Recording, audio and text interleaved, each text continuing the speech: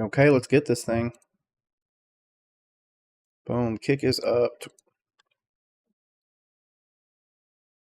Oh, good morning, guys. Oh, I gotta change my lower one, too.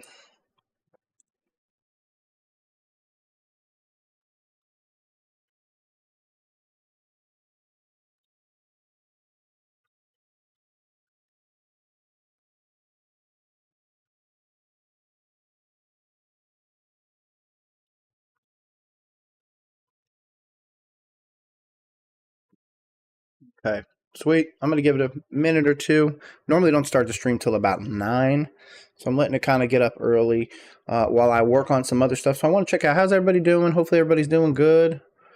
Hopefully everybody is ready for the day. It's going to be a beautiful one. I know Carolina is in such a better position now than we were just a few days ago, and I am incredibly thankful for that. I am just blown away at what we did, if I'm going to be honest with you. I'm going to be pulling up a few different articles. Obviously, I want to go over some stuff, want to see exactly what's going on, what other people think. And again, I'm also going to give you lots of my own opinion, of course. So take your time, take your time. Oh, I'm just going to put a little shout out on Twitter. Here, let me go grab the link. Live. Let's get this share.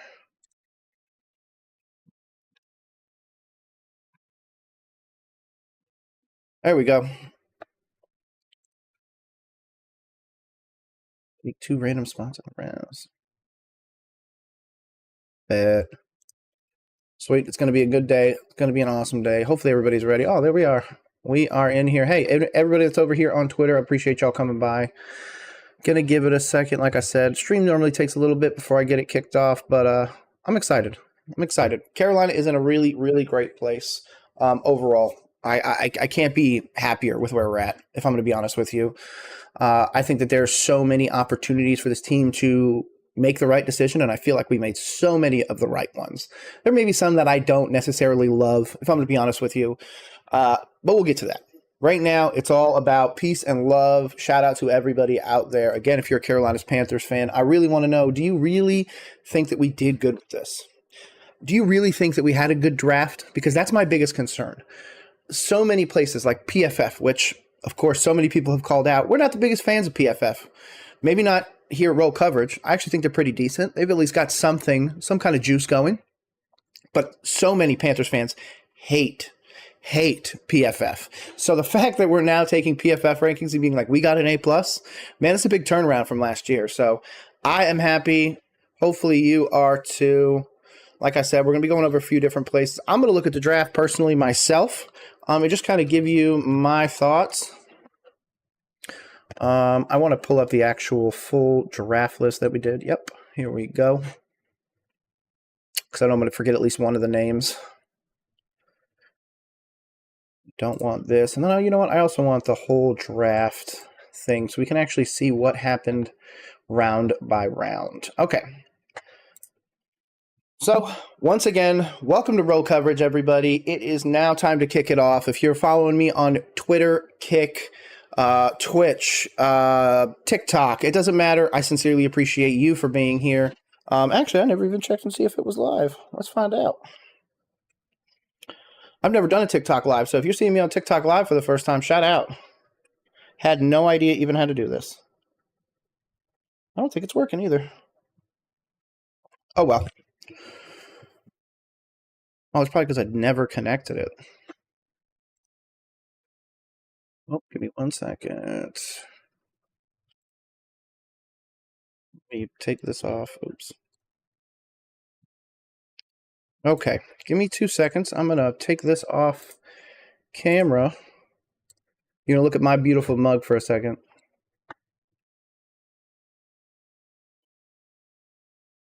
I know our TikTok thing. I've never set up a TikTok live, so maybe I am behind. Oops. In your TikTok live center. Yeah, I probably should have checked this out ahead of time, huh? I just set this up, so I can't imagine that none of this stuff is set up. Even though I thought I had it set up. Whatever. Okay, whatever. Screw it. No TikTok today. Couldn't care less. I'm not going to sit here and mess with this while we are live. I want to give everybody what they came here to see, which is we're going to be looking over this draft, okay? So, obviously, first pick, Cam Ward, made sense to the Tennessee Titans. It was telegraphed forever. They really do need a quarterback. They were able to add Tyler Lockett, so you're adding Calvin Ridley and Tyler Lockett to that offense. You have a lot of opportunity there. Cam Ward's going to be as dynamic as he absolutely can be, but obviously I have a lot of reservations about Cam Ward. Cam Ward is not only a raw quarterback, I do think he's a bit less raw than, say, for example, an Anthony Richardson that we saw. So I don't think the Titans will be in a Colts situation. So I do think they avoided that divisional disaster.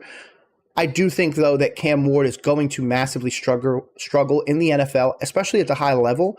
If he comes in and is at a Geno Smith 20 to 25 range, you know what? He's good enough, especially for the first-round pick. But if he comes in there and plays like... And I know it's going to be terrible to say because I'm a Carolina Panthers fan and I'm absolutely pushing for Bryce this year. His rookie season was really bad. Really, really bad. Next season, a little bit better. Still don't love it. Ending of the season was a lot better. But even then, there's some like mirage stats in there.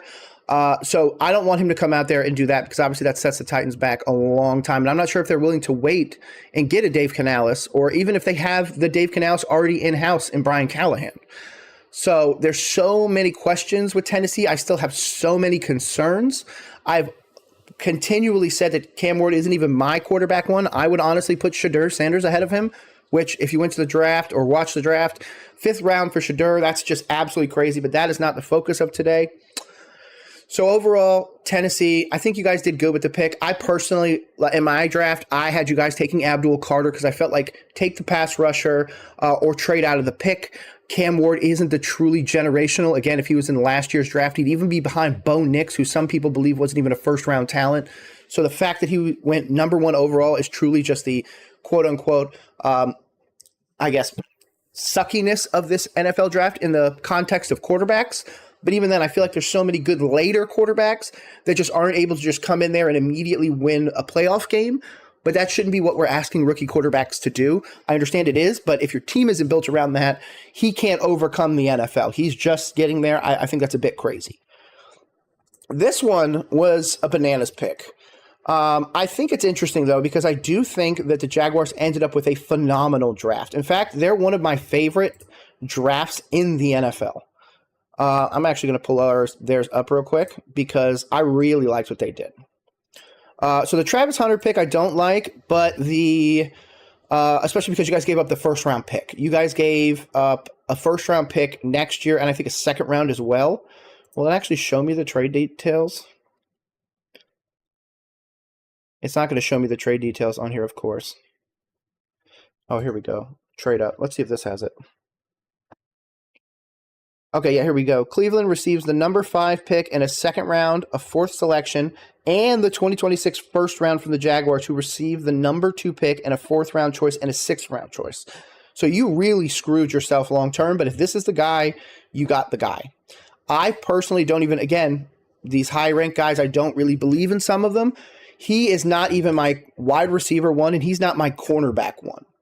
I obviously do think that he's better than the cornerback that you got in Caleb Branshaw, but I'm going to be honest. I'm a die-hard Caleb Branshaw guy.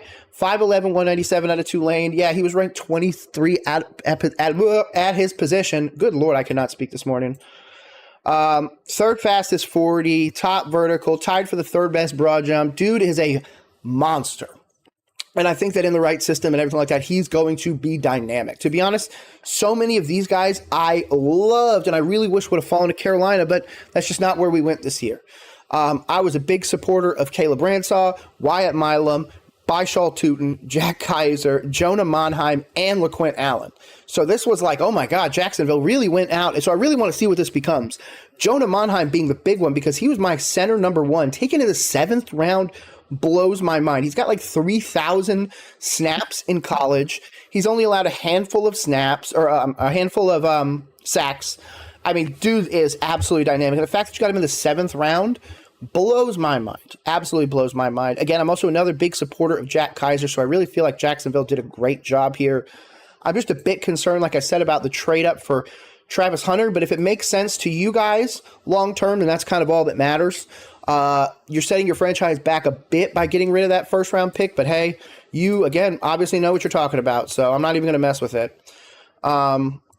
Moving on, the Giants obviously go out and get Abdul Carter, best possible position. You need to go get that pass rusher. One of the things that the New York Giants are actually known for is going to get those pass rushers. Just go out there. It doesn't matter what you need. Go get the pass rusher and then go figure out the rest later, which obviously we'll get to see what they did later on. I do think this is a solid pick. You pair him with Kayvon Thibodeau. You pair him with Brian Burns.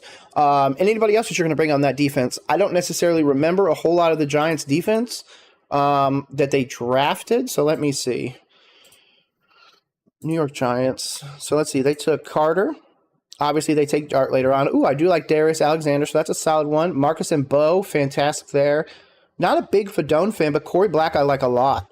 So overall, I think you guys did pretty good. Scatabo is going to be an interesting pick. Good to just put another running back in there, especially one that could catch the ball out of the backfield to help out Jackson Dart. So I think this is solid. Overall, this is probably a C+ draft for me, just because. Actually, I tell you, B-. Abdul Carter makes this win. I don't believe in Jackson Dart yet, but there are so many links that were linking Jackson Dart and the New York Giants that there was no way they were going to pass on him. Darius Alexander, I really like out of college. Big, huge defensive tackle. Yeah, ranked 5th overall, 6'4", 305. He did well. Lots of great effort from him in a lot of the plays that even he wasn't involved in. So Scatabo, obviously, we don't need to talk a whole lot about him. Scatabo was known by so many people. Absolutely insane. Let's see, 1,500 rushing yards, 500 receiving yards in a single season. I don't know really what else you need to know. That's really all you need to know. Marcus Mbo, the Purdue guard, I really like him, especially 5th round, 18th pick. I feel like this draft, especially with so many of the guys that were taken in the first, really displayed the NFL's desire to fill those trench positions, defensive line, offensive line. Those were the positions that people were like, oh, Will Campbell's going to fall. Where did Will Campbell go? He went immediately, as soon as he could, to go protect Drake May. Now, obviously, he has the now iconic quote, I'm going to go out there and I'm going to die on the field for Drake May to protect him. I absolutely love it. Massive W. I was a huge Will Campbell fan coming out of this draft. I didn't really understand. I was one of the people as well that said, hey, if he really can't work at tackle, you're going to move him inside the guard, and he's going to be a fantastic guard. So for that reason, I was super down for this. He only gave up a handful of sacks across his entire collegiate career at LSU. Played against top-tier talent. He's a half-inch shorter in the arm, but I think it's going to work absolutely at the next level. So in my opinion, Drake May did get his tackle for the future. And like I said, a minimum guard. I do think he's going to be a tackle at the next level, though, especially as a New England Patriot, especially in the Mike Vrabel scheme and everything like that. That's the identity that they needed. Will Campbell is that guy. This one, I don't necessarily love from them, but they're doing a trade back. You're going and getting the defensive tackle in the center. He is one of the better defensive tackles, though. People believe that Kenneth Grant has a higher upside long term. He's really dynamic. I mean, he jumps off the film. He can absolutely disrupt plays. Massive bowling ball, Vita Vea type guy right in the center. So I really like this for them, but I feel like you guys could have used something else here. I don't know what that is, so I'm going to be 100% upfront with that. You don't have a quarterback, really. You don't really have an X-wide receiver. Nick Chubb is your running back, but he's not signed, I believe. So I'm a bit concerned about that. I'm going to go look at theirs as well. Mason Graham. Ooh, I like Carson Schweschinger, Quinshon Judkins, Fannin, Gabriel, Sampson, and of course they took Shedeur later. I personally believe that the depth chart is obviously they have 5 now. They have Deshaun Watson, who's not going to play for them, who's still dead cap. You have Kenny Pickett, you have Joe Flacco, you have Dylan Gabriel, you have Shedeur Sanders. There's no way in hell that Shedeur should have gone over Dylan Gabriel, so that, I feel like, in my mind, I've already mentally flipped them. I do feel like Shedeur is going to beat out Dylan Gabriel basically immediately if he gets the opportunity to just compete. Now, can he beat Joe Flacco? Can he beat Kenny Pickett? Yes, absolutely. I think he could beat both of those guys. He's mobile enough. He is going to prove a lot of people wrong. I obviously think he's going to have growing pains, but if you hated Shadur Sanders for what his dad was, you need to grow up. It's as simple as that. He's going to be able to do stuff at the next level. He had a dynamic wide receiver. You don't really have that in Cleveland. You're going to be relying on running the ball more.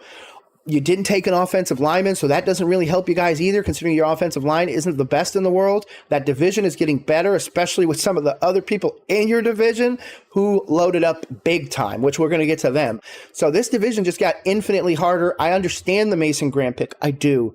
I just don't know if that's the pick I would have taken. If I'm going to be honest with you, I probably shop that pick and do everything I can to get out of 5. I don't care if it's 5 to 6. Do anything I can to start amassing some more picks, because the Browns could have absolutely dropped down. Look at that. 12. They were going to take Kenneth Grant.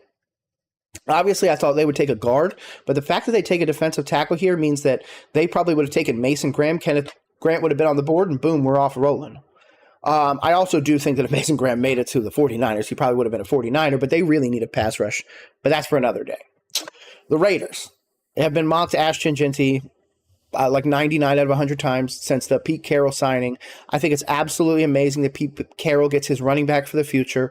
I'm not the biggest Jeanty fan at the NFL level. I thought he did really well at Boise State, and obviously they fed him the ball trying to get him the Heisman.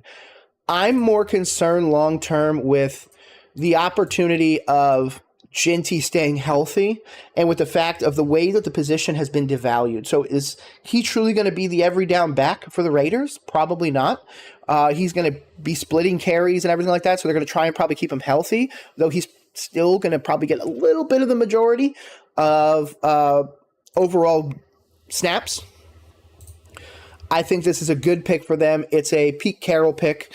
I really, really am surprised that no corner went this high. I mean, we don't even get a corner until we're 20, so that blows my mind. But yeah, I honestly thought corner here or maybe offensive lineman, but with Jeanty there, he took BPA in his mind, so I'm happy with that. The Jets get another guy in Armand Membu. You know what? Let's also check out the Raiders thing real quick before I move on. So this way I don't have to go back and check it out. The Raiders take Jeanty.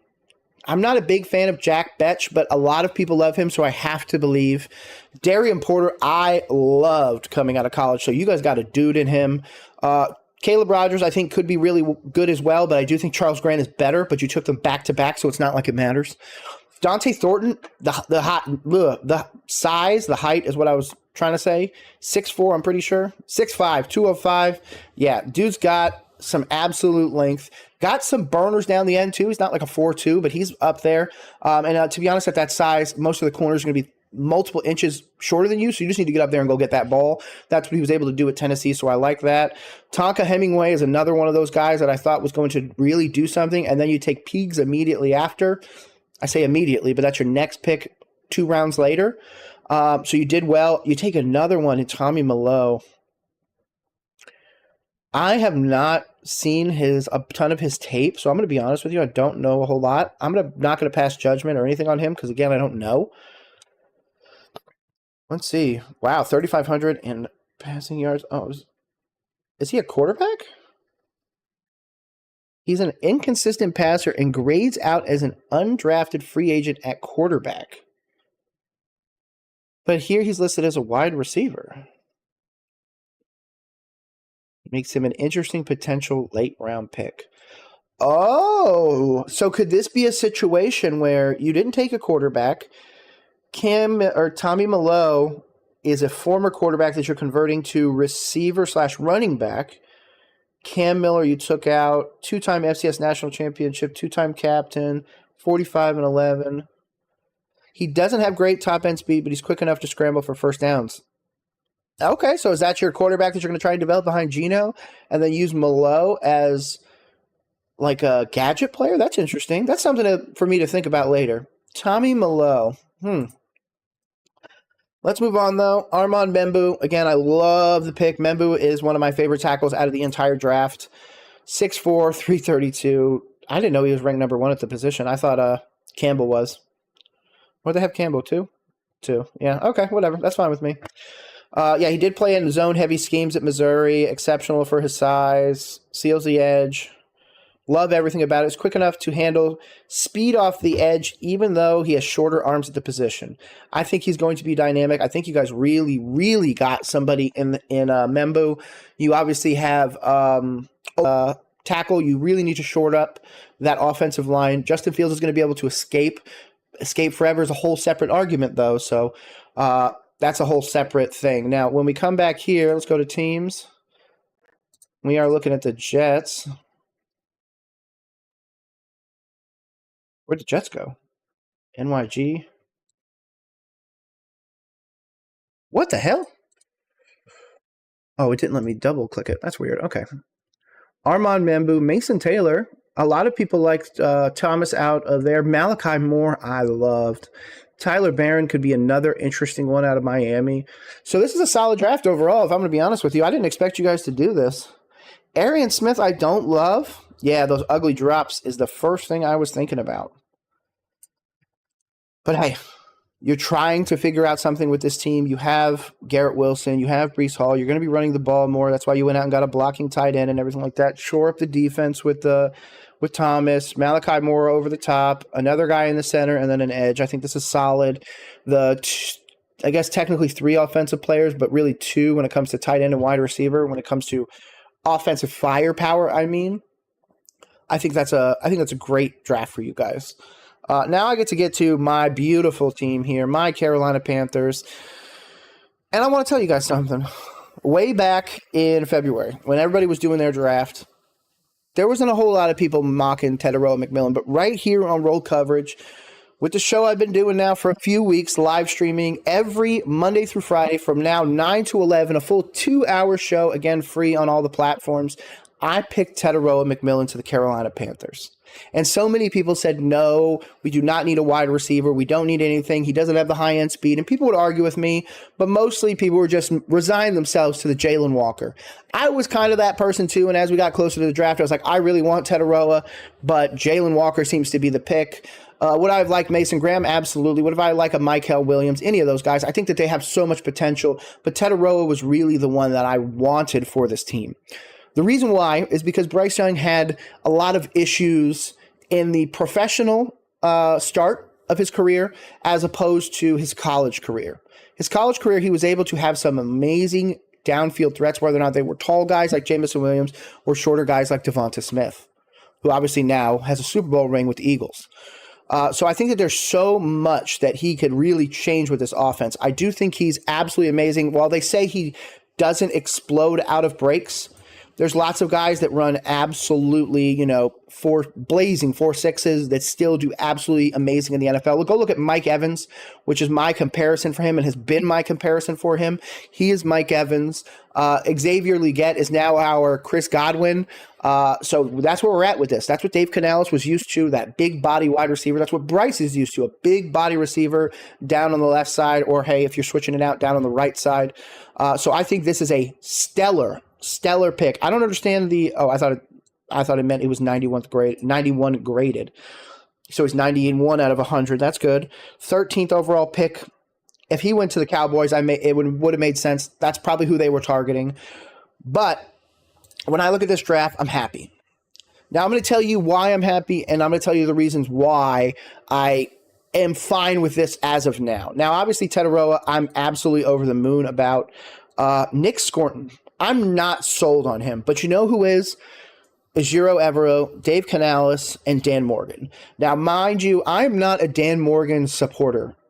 I'm going to be honest with you. Even now, I think this is a very good draft, but this, in my opinion, does not take Dan Morgan's feet off the fire.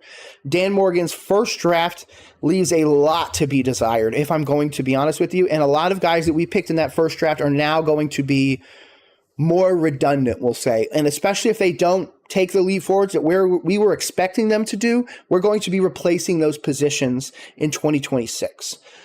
Scorton has so much opportunity to really go out there and affect change. And what I mean affect change, it's going to be him off the edge. And obviously we have Princely as well. Another one that blows my mind. He fell to the 3rd round. Nobody went after this guy. I don't know why. It's probably the Ole Miss comp. Let's see. when he drops into pass coverage, he's an effective hook and roll, blah, blah, blah, who can read quarterbacks. Yeah, I don't understand why people didn't really love him. I liked him. I just never thought that he would be available, if I'm going to be honest with you. I didn't have him in a whole lot of drafts because I was drafting him over, say, a Kevin Winston or somebody like that. So a really extra need. And especially if we had addressed edge, say, at the second round, I would have been able to not go double edge. But I think the Scorton pick is more of a, we are hoping that those traits develop into something more. I think he can be disruptive. I think he could be great, especially opposite Princely, especially opposite Derek Brown. We're eventually going to probably rush Trevin Wallace and guys like that, rush some of our safeties. We're probably going to throw Trevon Moehrig into the box eventually. So I think that the amalgamation of these few players is really going to be what changes it. Now, this is the next pick that I'm not the biggest fan of, and the only reason why is because I don't really understand why we keep taking running backs with this position, especially this draft. So if I was to come here, I'm going to go to the 4th round where we took him, okay? So let's go down. So we took Trevor Etienne. So let's look at some of the people we passed on. We passed on a safety of Billy Bowman. We passed on Jack Sawyer, who, mark my words, is going to come bite us in the ass. We passed on Kyle Kennard, which I know is another player that we absolutely loved, or at least we had met a bunch of times. We pass on Jalen Royals, who was a loved player by so many of the Carolina faithful. Joshua Farmer at defensive tackle, who I really like. Tonka. Quay Robinson, who I think is going to be dynamic in Denver. Whether or not he stays edge or moves to linebacker, I think he could do both, especially with his lean frame. I think it's got a lot of opportunity. And then, of course, Quincy Riley falling a division absolutely sucks. So I'm really hoping that ETN can make a measurable impact over what some of the other positions we could have taken.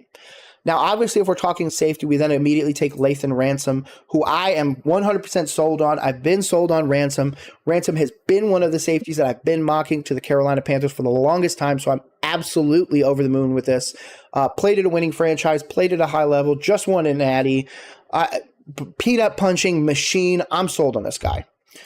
Cam Jackson, another one. Big, huge defensive tackle out of Florida. Big, huge wide arms. He's going to go in there, obviously now with Princely, with Scorton, with Derek Brown, going after people. Whether or not we switch it to a 4-3 on occasion or just remain with the 3-4, it's going to be interesting. Because if you go 4, then you probably play Derek Brown and Cam Jackson together, Scorton and Princely on both sides. Oh, it's going to be a great day to go hunting some quarterbacks. So if that's the case, I'm super happy. Mitchell Evans falling, one of the faster tight ends, but one of the things that he really does well, not only when it comes to catching, because obviously he's decorated when it comes to that, it's the in-line blocking, which is going to be the one that sets him above. We obviously made an extension to Tommy Tremble to keep him here. We just took Jatavian Sanders the previous year, a tight end that we, to be honest, we're struggling with him. He's not a good enough blocker. He's a great receiver.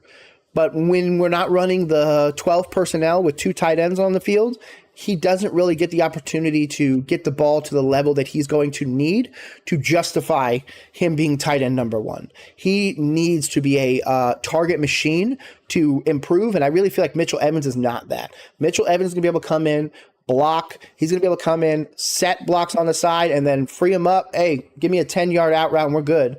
And he's going to be able to really help us out a lot. And while he doesn't have the high-end speed, he's going to be more than good enough to be our tight end 1, to be honest, within the next 2 years, especially if given the chance. If he can beat out Jatavian Sanders, he can beat out Tommy Tremble. Not saying that Tremble's bad or anything like that. He's a much better blocker than Sanders is, but in my opinion, Sanders is probably a better receiver, but it's maybe only by a tiny bit. And then, of course, I was the one that said, we can't leave this draft without Jimmy Horn Jr. I'm super, super, super, super happy that we took Jimmy Horn Jr. Yes, he's smaller and everything like that, but you know what I need? I need a good slot guy. I need a guy who on occasionally people are just going to miss on the field, and he's going to end up wide open, kind of like we saw with that beautiful blown coverage that Jalen Coker took for the touchdown. So for that reason, I am happy. Happy with what we did. You obviously saw my concerns. I really wish we could have gone something else with that ETN pick. But overall, as long as he's able to come in and help out, I'm happy. To be honest, it probably tells me that Rico Dowdle is a 1-year rental. So we're probably going to run Chuba and Rico quite a bit. Jonathan Brooks is out the entire season, so we're going to be waiting till 2026 to see him. He will see 0 snaps in 2025. With that, there is no other opportunity than, hey, bring in ETN. Let's see what he can do. Worst case, he's going to be running back 3 once Brooks comes back, because to be honest, we're probably going to have Brooks number 1, Chuba 2, and then ETN 3. Moving down, though, the Saints decide to pass on a quarterback and go for best available tackle. I can't deny that. That's probably their best option, Kelvin Banks Jr. I really don't see another way that you take a quarterback here, especially considering second, you really just went and took Tyler Shuck, who I don't believe in, but whatever. You guys do. So hopefully he sucks and my team can continue to destroy you guys. Again, NFC South, I always tell everybody, check out your division. When I was watching the draft as a Panthers fan, as soon as we picked Tataroa, I immediately switched my brain to who are the Saints picking? If they take Shadur here, this is going to be a battle for the next decade. If they pass on him, or if they take Dart, the Saints are back to irrelevancy. And what did they do? They took Tyler Shuck out of Louisville with some of the worst decision-making that I've seen. If he was Lamar Jackson, it would have been a reason why they didn't want him to be in the league. I just don't believe in Tyler Shuck, so I think this is a laughable pick, if I'm going to be honest with you. Again, Kelvin Banks is an A+ for me. Vernon, I liked. I'm not a big Texas guy when it comes to defensive players for the most part. I faded Barron. I'm trying to think of other guys on there that I looked at. I faded most of those Texas players, if I'm going to be honest. So for that reason, I can't really give this one a high grade, but he could obviously do really well in the defensive system, especially now that Kellen Moore is the head coach. Jonas Sanker, one of the highest rated safeties from so many people. Virginia, played against solid competition. He's able to cover.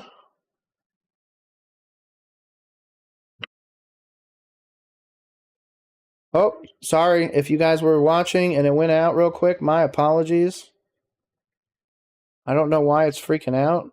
Whatever. Let me try and shut some of this other stuff in the background. See if maybe that'll speed it up. Let me close Discord. Okay, sorry guys if it lagged for you. I apologize. It just gave me a little bit of a notice that it might have dropped a frame or two. So if that's the case, I'm sorry. Quincy Riley, again, is one of my favorite corners in the draft. I think he was absolutely dynamic. Let's look at that. 5'11", 194. Obviously lined up outside and over the slot, so he gives a lot of flexibility. You already have a decent corner there, so he's going to come in as your cornerback 2 or 3. And then, of course, Devin Neal, the running back out of Kansas. I thought he was awesome.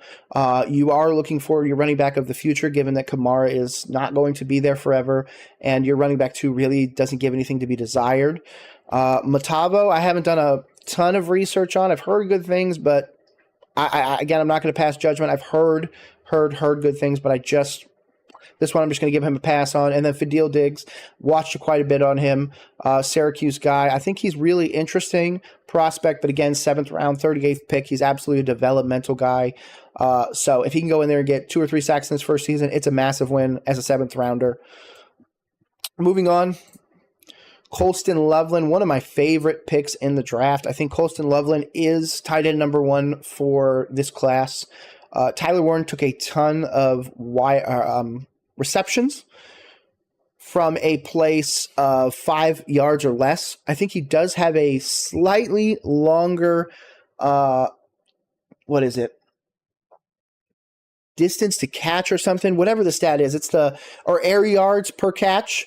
I think it's just ahead. But the one thing that I'm going to be honest with you, I remove I believe it's the USC game for Tyler Warren, where it was like 14 receptions on 190 yards. Like, they were just feeding you that game, and that's not really what's going to happen in the NFL for the most part. It might be, but I doubt it. This guy's a much better blocker than Tyler Warren, better hands in my opinion. He moves into an offense with Cole Kmet, Rome Odunze, DJ Moore, Caleb Williams. He is going to be dynamic. If you're a fantasy player and you need a tight end, and you have the ability to take Colston Loveland, for some reason he falls to you, take him. Especially over somebody like a Harold Fandon Jr. that so many people love, or a Mason Taylor, another tight end in this draft from LSU. this is the guy to take. Tyler Warren, let them go fawn over him. Take Loveland. He's going to be your tight end for the future. The Bears, I think, had a decent draft as well. Again, I'm going to pull this back up. Let's go to the Bears. Colston Loveland, I like. Luther Burden, that was the one. The Bryce Young trade finally finishes as the Bears take Luther Burden. That trade is so bad for my Carolina Panthers that I cannot even begin. I think Luther Burden is going to be die-freaking-namic at the next level. So the fact that he falls to the Bears through this whole Bryce Young trade blows my mind, and I hate it. But you guys did get a dude in him, so I cannot knock the Bears.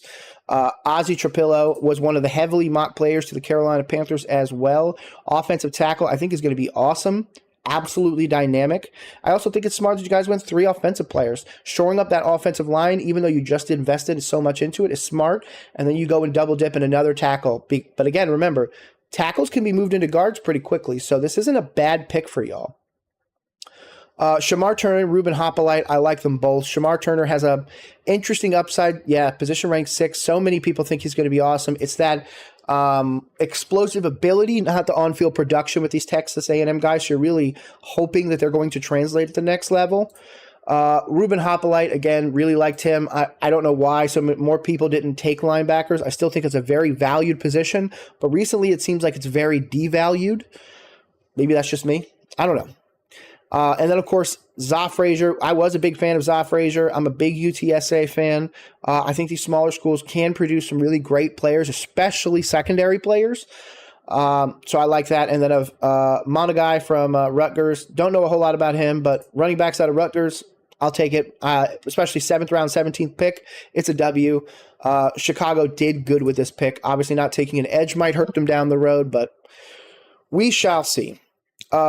This one is an interesting pick, and I'm going to tell you why this one's an interesting pick. Number 11, Mykel Williams.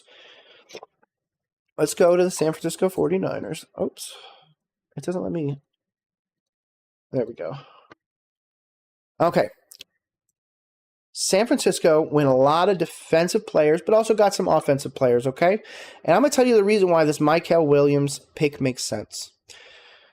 What do you know the 49ers for? You know them for defense. You know them for drafting players. You know them for building great defensive teams, developing not only them long-term, but making sure that they work in this system for a long time. Mykel Williams is the first, or at least one of the first. I think the last draft was the first. So this is the second year under the new scouting regime, under the new GM. They obviously lost Adam Peters to the Commanders, who obviously goes on to draft Jaden Daniels, so he's already starting well out there. 6-11 last year for the 49ers, so they're really wanting to rebound. I absolutely think they could turn it around. I could absolutely see a situation where they're back in the playoffs this year. I'll probably pick them to be back in the playoffs again this year. I'm a bit concerned about a lot of places, but obviously taking corner helps out a lot, a big position of need with Upton Stout taking it. Connor Colby, another big one here. Junior Bergen. I like all of these. There's none that I overwhelmingly love besides the first two, Mykel and Alfred. The rest are just kind of good picks. Jordan James, I feel like that's a really good pick. I think this is going to be a sleeper for the 49ers. So if you're able to pick this guy up in fantasy, remember, they have a lot of running backs, and their running backs get hurt a lot. So there's a situation where Jordan James could be the starting running back pretty quickly. They did just pay Christian McCaffrey again, so that doesn't say that Jordan James should go high, but if you're taking a deep flyer on him in fantasy, especially dynasty fantasy, it's absolutely worth the risk. Wide receiver Jordan Watkins, I'm not a big fan, so I'd fade him in fantasy, and same thing with Junior Bergen. Curtis Rourke, I like Curtis Rourke, if I'm going to be honest with you. Is that a safety pick if Brock Purdy gets hurt or something like that? Absolutely. If Curtis Rourke ends up becoming something in the NFL, oh wait, he played the 2024 season on a torn ACL, which means he's probably not healed right now. Let's see. Curtis Rourke injury. Set for surgery. So he's not even going to play. So you're not even taking him as a backup. You're taking him as a true flyer. Wow. In August, first for the ACL. Oh, so this is his second time tearing his ACL. Wow. So you're really just hoping that he's a backup. Interesting. Curtis Rourke. Good thing I never cared about Curtis Rourke. Connor Colby. Really like Connor Colby. I don't really care what anybody says. You can kiss it. Okay, let's move on. This one was an interesting one. I know a lot of people hated the Tyler Booker pick, but I'm going to tell you why it makes sense. I'm going to tell you why this is actually a pretty decent, maybe subtly great draft. And again, I'm also a die-hard hater of the Cowboys. I just think Jerry Jones needs to go off into the sunset and maybe fall asleep under a tree. I don't care. But he needs to get away from the Cowboys. He is doing more damage to this franchise than he is helping it. But to be honest, these first probably 5 picks, shout out to the scouting department. Shout out to Jerry Jones if you were involved in this. I think this is one of your better drafts. So for that, I got to give you credit. Tyler Booker, you obviously lose Zach Martin to retirement. One of the biggest concerns going forward for any team is the offensive line, especially offensive interior. So you shore that up for at least the next decade with Tyler Booker. If I'm the GM for the Cowboys, I probably look at a situation where I also take another guard down the road. If I'm going to be honest, the person I would have also added to this team was the kid out of Sacramento State. It was Slater. NFL draft, Slater. Jackson Slater, that's what it was. Oh, he's a Titan now. So they took him in the 5th round. So you could have taken him over Shamar. Nah, I actually like that Shamar pick for you guys, so I guess he wouldn't have really been there for y'all. I think this kid's going to be really, really great, even though he's out of Sacramento State. That's what it was. So that would have been the other pick that I tried to get, but to be honest, Siobhan Revell, one of the highest rated corners in the draft. He's my cornerback number 2, only behind one person. Donovan Ezraku is going to be absolutely amazing on edge. Him and Micah Parsons, Siobhan Revell over the back with Diggs. This is a good start. Jaden Blue at running back. You do need a running back long term. 5'9". I don't love that for you guys. I really wish you guys would have gotten somebody bigger because I feel like that's really what the Cowboys running back is to me, a little bit bigger guy that can actually take some heat. Phil Maffa at 6'1", could really do well. He doesn't appear to have elite top-end speed, but can break long runs when he gets a seam. At the NFL level, I'm not really sure if he's going to be able to do that, but you're really hoping.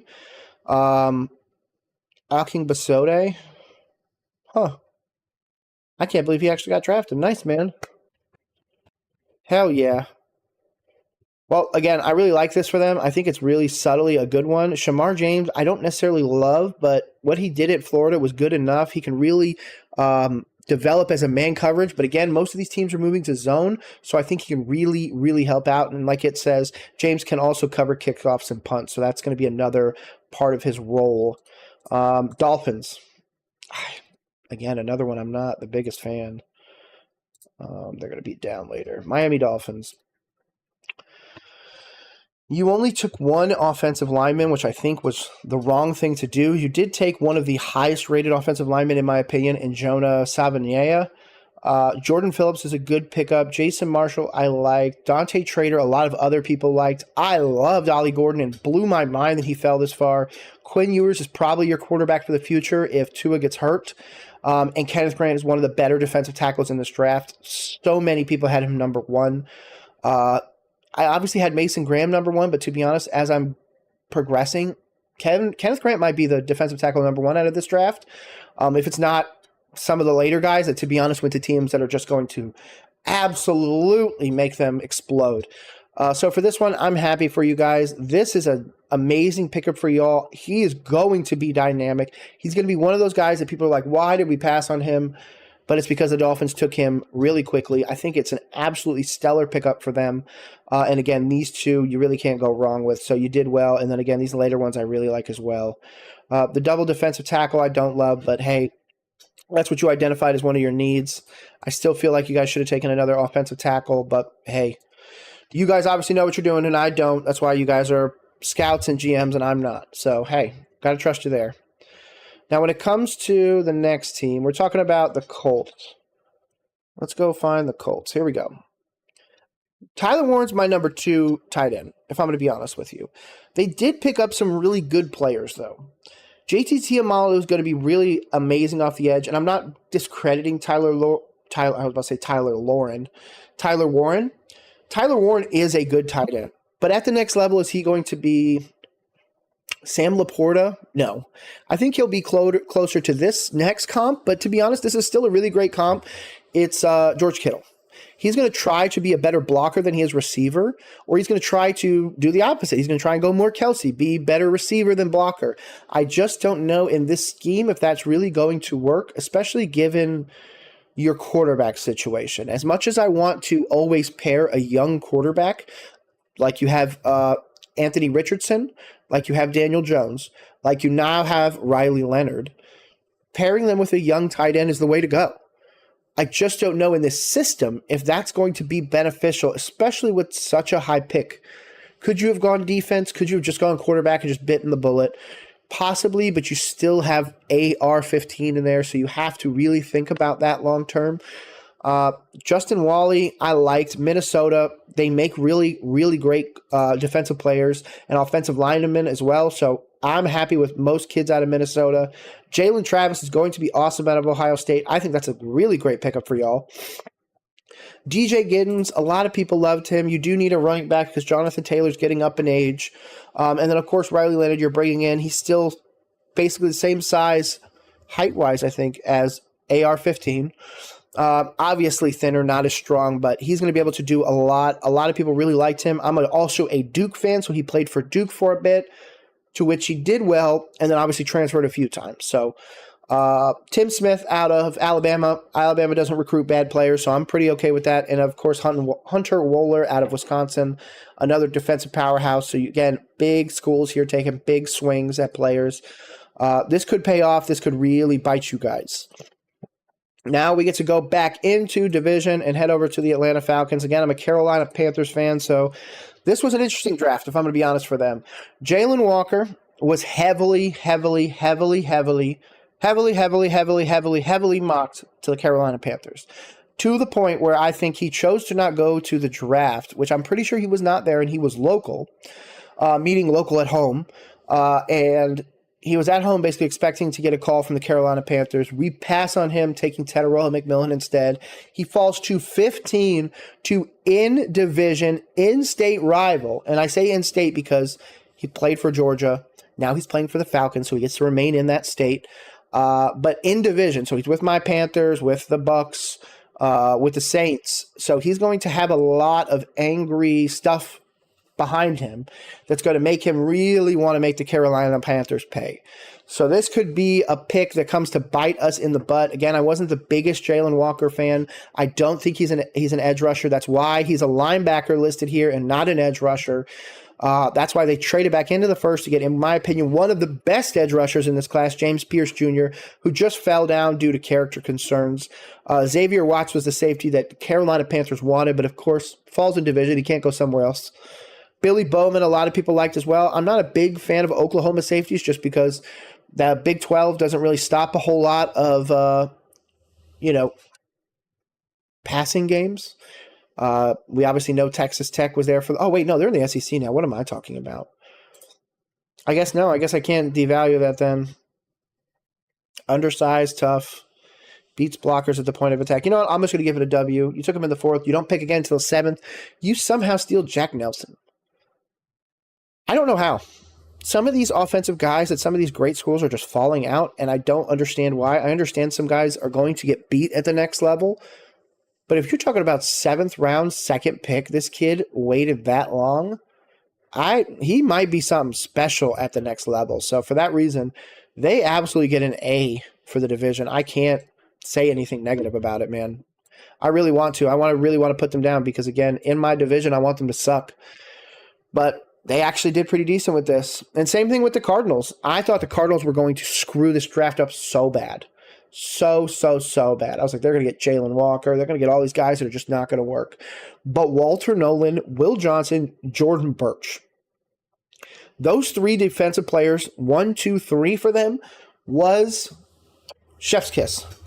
Cody Simon as well. Denzel Burke, one of the corners I really liked coming out of college. Obviously, Ohio State won the Natty. Hayden Connor, again, not a big Texas guy, but those interior positions, 6'6", 314. going to be able to do something at the next level. Keaton Crawford, so many people believed in.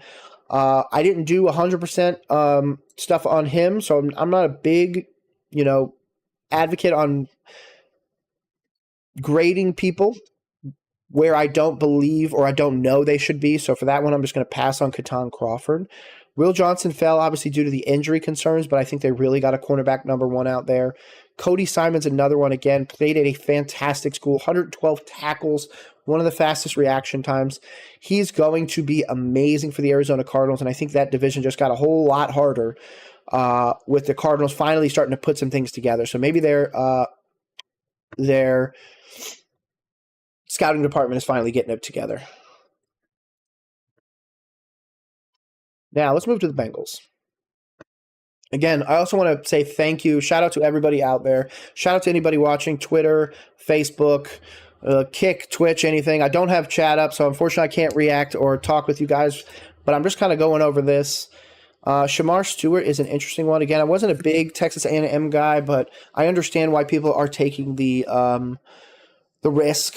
Demetrius Knight, another one that I did not believe in really a whole lot, but South Carolina, third-ranked linebacker. You're really just hoping that the evaluations of others are going to be able to overcome. You continue to work on that offensive line with both Rivers and Fairchild, Georgia and Miami. Obviously, I wish this was a better school, but hey, Miami's good enough. Taj Brooks, I liked. Barrett Carter's going to be a good one out of Clemson. I was about to say out of Barrett. Out of Clemson. So I think this is a solid one. This is probably a B-, C+ draft for the Bengals, if I'm going to be honest. But to add on to not only the offensive line as well as the edge presence that you absolutely need, especially if you don't bring back Trey Hendrickson, is really something to think about. So let me just check the stream real quick, make sure everything is going. Oh, sweet. Nobody's chatting anyways. Makes my life so much easier. Shout out to y'all. Okay, now obviously we move on to the Seahawks. Seahawks get a new coach. Seahawks move out so much opportunity, but Jalen Milroe's your quarterback for the future, clearly. Gray Zabel's going to be your starting guard. Emin Wari, you got because, to be honest, he's got a lot of high-end potential as opposed to on-field production. I understand he's still got good on-field production, but he wasn't a high-end safety, in my opinion, especially over the ones that you passed on. Elijah Arroyo, good receiving tight end. I think that's going to help you out a lot, especially with a young quarterback and Jalen Milroe. I know he's not going to get the start. It's going to be Sam Darnold, so you're really trying to see that. But to be honest, Milroe will most likely be the quarterback moving forwards. And by the end of this year, I think Sam Darnold will be shopped. So mark it here, 4/28/2025. I think by the 2026 start of the NFL season, Sam Darnold will not be on the Seattle Seahawks, and the starting quarterback will be Jalen Milroe. Riley Mills, I think, is a solid one. Again, Notre Dame, solid one. School to pick out of. He's got solid production, big size, trying to really shore up that center of the defensive line. Torrey Horton, big, strong, fast. Really like that pick. Robbie Ozitz, I guess you're going to take him to block. Yeah, he only caught 11 passes and everything like that. So, yeah, you're going to be using him as an effective inline blocker, like they say. That would make sense. I like, again, investing more in the offensive line. I think that it's an unsexy pick, but it's the right pick. Another one down here in Mason Richmond, another great school in Iowa. Damian Martinez, I like the running back. Ricky White, interesting one. I like it, if I'm going to be honest with you, yeah. He's also played defense, also blocked 4 punts, so think about that. Special teams guy, going to be able to go out there on the wide receiver end as well. They obviously have JSN. And who else did they bring in? There's another wide receiver they just got. Oh, geez, now I got to go find it. Oops. Go look at that depth chart. Who's the second wide receiver that I'm thinking of? Oh, Cooper Kupp. That's what it was. And then MVS, of course.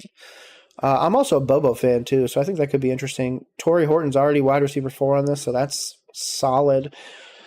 And then, of course, another division rival. I believe this is our last division rival, the Tampa Bay Buccaneers. Oops, let's go down here. Tampa Bay Buccaneers. Emeka Egbuka.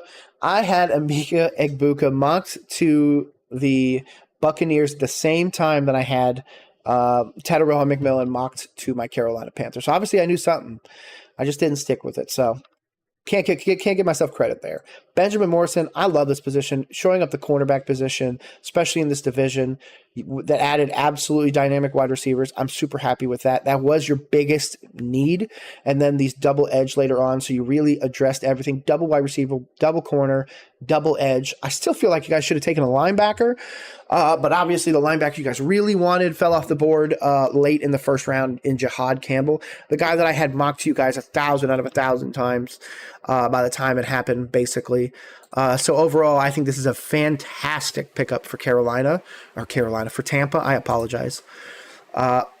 It makes Carolina's job harder. It makes the Falcons' job harder. It makes the Saints' job harder. So overall, the NFC South got considerably better. Now, when we go over here to look at the Broncos, moved from just south of Denver. I was just in Colorado Springs just recently before I moved across the country. I do think,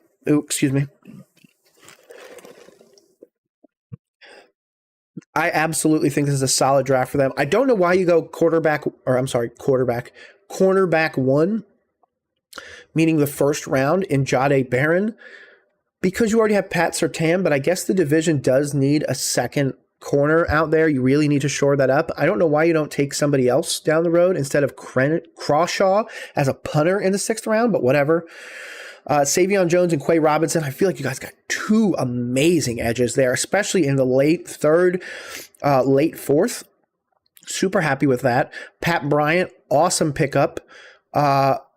Again, dynamic. I actually have his 1-of-1 card coming in the mail soon. So if you are a Denver Broncos fan, make sure you hit me up for that.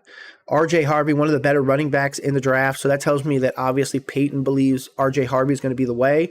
I love that they didn't take a tight end. I absolutely thought they would end up with Colston Loveland or somebody like that. But with both tight ends going early, I guess you go BPA, take the cornerback, get the later running back. You get your wide receiver to help out. Oh my God, how come I can't remember theirs? It was Jerry Jeudy, but now he's a Brown. Who the hell are they throwing the ball to? That's so bad that I can't remember even the Broncos wide receivers. Oh, that's right, a Mims. I actually have a signed Mims card somewhere around here. I've got a Mims card with his game-worn jersey. Evan Ingram I don't like for you guys. That's what Cortland Sutton, and then you guys got Troy Franklin. Okay, good. Valet is going to be back, so it's going to be Pat Bryant or Troy Franklin in that wide receiver 3. So interesting. I think you guys have a potential to do a lot. Good pickup for Sean Payton in year 1, 2, because he had Bo Nix last year, year 2. So I really like the Broncos overall. I think they did well. Now, this one is one of the saddest stories that I have seen. I absolutely... it's heartbreaking, if I'm going to be honest. Obviously, Derek Harmon, one of the better defensive tackles in the draft, gets drafted, is able to leave the draft, go back and see his mom. His mom then passes away. So obviously, big shout out to him, to his family, to everybody. Obviously, if his mom was here, we'd all want to say thank you for the great man that is coming to Pittsburgh. So shout out to them. Caleb Johnson, I also like. Jack Sawyer is my edge that I absolutely believe is going to be amazing. Some people have tried to say this guy doesn't have the twitch factor. And if you don't think that Jack Sawyer has the twitch factor, I want to ask you a question. So there's a gentleman who was drafted to the Pittsburgh Steelers who had kind of the same concerns. You might have heard of him, or you might not have. I'm actually pulling up his draft profile right now. Not overly twitched up as an athlete, short strider who lacks explosion out of the stance and upfield to bend the edge as a pass rusher. Foot quickness is average and needs to win with technique and great hand play. Won't generate enough acceleration to crank up speed to power rush with consistency. Plays with a narrow base. Needs to play with more consistent bend to play through redirection by offensive line. Will have to add power to his base to hold point of attack against tackles, and the pass rush menu will need more options against NFL tackles. That's TJ Watt. That's close to the same evaluation that so many people gave to Jack Sawyer. I truly believe Jack Sawyer can have the potential to be J.J. Watt as a ceiling. And I feel that his floor is considerably higher than many are putting him, especially at a 4th round selection. absolutely got a steal here. Same thing with Yaya Black out of Iowa. I almost said Ohio. Out of Iowa. Love that. And then again, the quarterback that I think is going to develop really well at the next level, especially in a place like Pittsburgh, is Will Howard. Coming off of the Natty win, absolutely can make every throw. Doesn't need to be overly mobile or anything like that. They were used to the Ben Roethlisberger, so as long as he's serviceable enough, I think he's going to be awesome. Carson Bruner and Dante Kent, 2 other solid pickups. But to be honest, these first, 5 picks is exactly what the Steelers needed. I think that they are going to be back in the playoffs.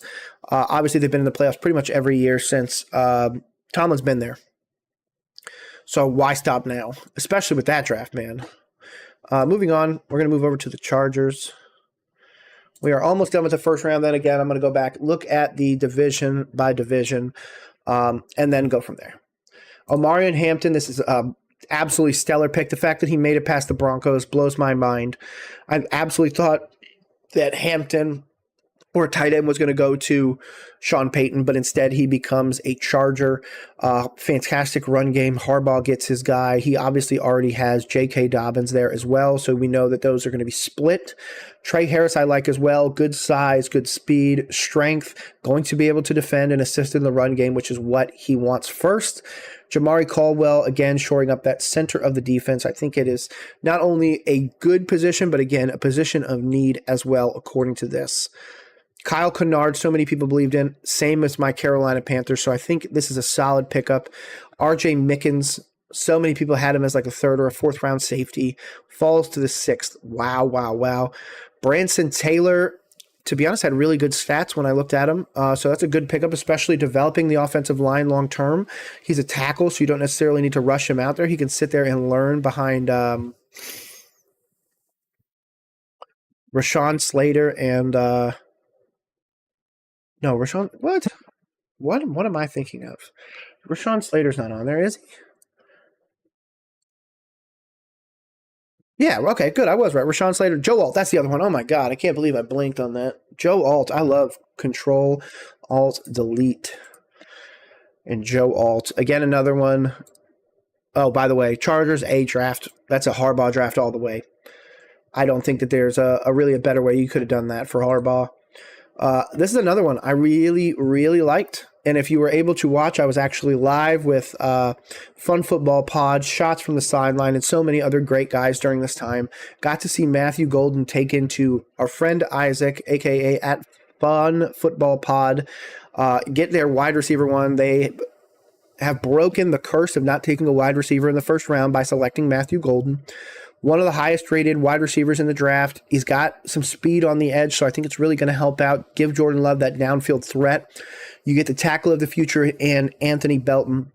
Savion Williams is a really good wide receiver, but you already had a lot of really good ones. The 6'4" is probably what you're going with because you're going to go with size now over speed. Matthew Golden's still a big guy. Oh, I thought he was 6'1". Maybe not. So I guess you're going with him as the Golden is the deep threat, and then Savion in the red zone. Baron Sorrell is another one. Texas kid I don't necessarily believe in. Warren Brinson I liked. Micah Robinson I liked. John Williams. Oh, wow, he went to the 734. Wow. Green Bay did well. So let's see. 1 offensive line, 2 offensive line, 2 receivers, an edge, a linebacker, a defensive tackle, and a corner. Lots of defense. I like that. I take that back. I say go guard, but again, I've been saying you can convert tackles to guard much easier than you convert guards to tackles. So for that reason, I think you have some interchangeable pieces here. I like this draft for y'all long term. This is another one, another division. I was about to say NFC North, wasn't I? Oh, I did say it right. Yeah, the NFC North. Sorry, I always get those two mixed up for some reason. Minnesota, Donovan Jackson, I love it. Fantastic guard. Ty Felton's a decently tall wide receiver. Yep, 6'1". Tyrion Ingram-Dawkins, a lot of people really liked him. I didn't realize he's 6'5". Damn, nice. And he's a hybrid player. Perfect for them. Kobe King, great linebacker out of Penn State. Gavin Bartholomew. I feel like this is a really good draft. This isn't an overly fantastic draft because I feel like you did really need safety. Like really bad, and you didn't take one, even late. I probably would have taken a safety over Gavin Bartholomew this late because I want to say one or two of them fell, but hey, you're probably picking him up in undrafted free agency at this point. So I can't really knock that. You took best available. The Giants, obviously, we already looked at before, but just in case, I'm going to go back to it. They obviously go and get Jackson Dart. With the amount of linkage they had to Jackson Dart, there was no way they were not going to go to him. Joe Shane has links. Brian Daboll had links. The organization itself had links to Jackson Dart. Ole Miss has a link with Eli Manning previously, so there's that. Darius Alexander. I love this draft overall for them long term. I prefer that taking the edge rusher first as opposed to overdrafting Jackson Dart. So I think they did a fantastic job in evaluating that. We obviously saw this one as well. James Pierce goes in division. Jalen Walker's another one that goes in division. The Falcons really loaded up. Edge is really what they need. And to be honest, him falling this far blows my freaking mind.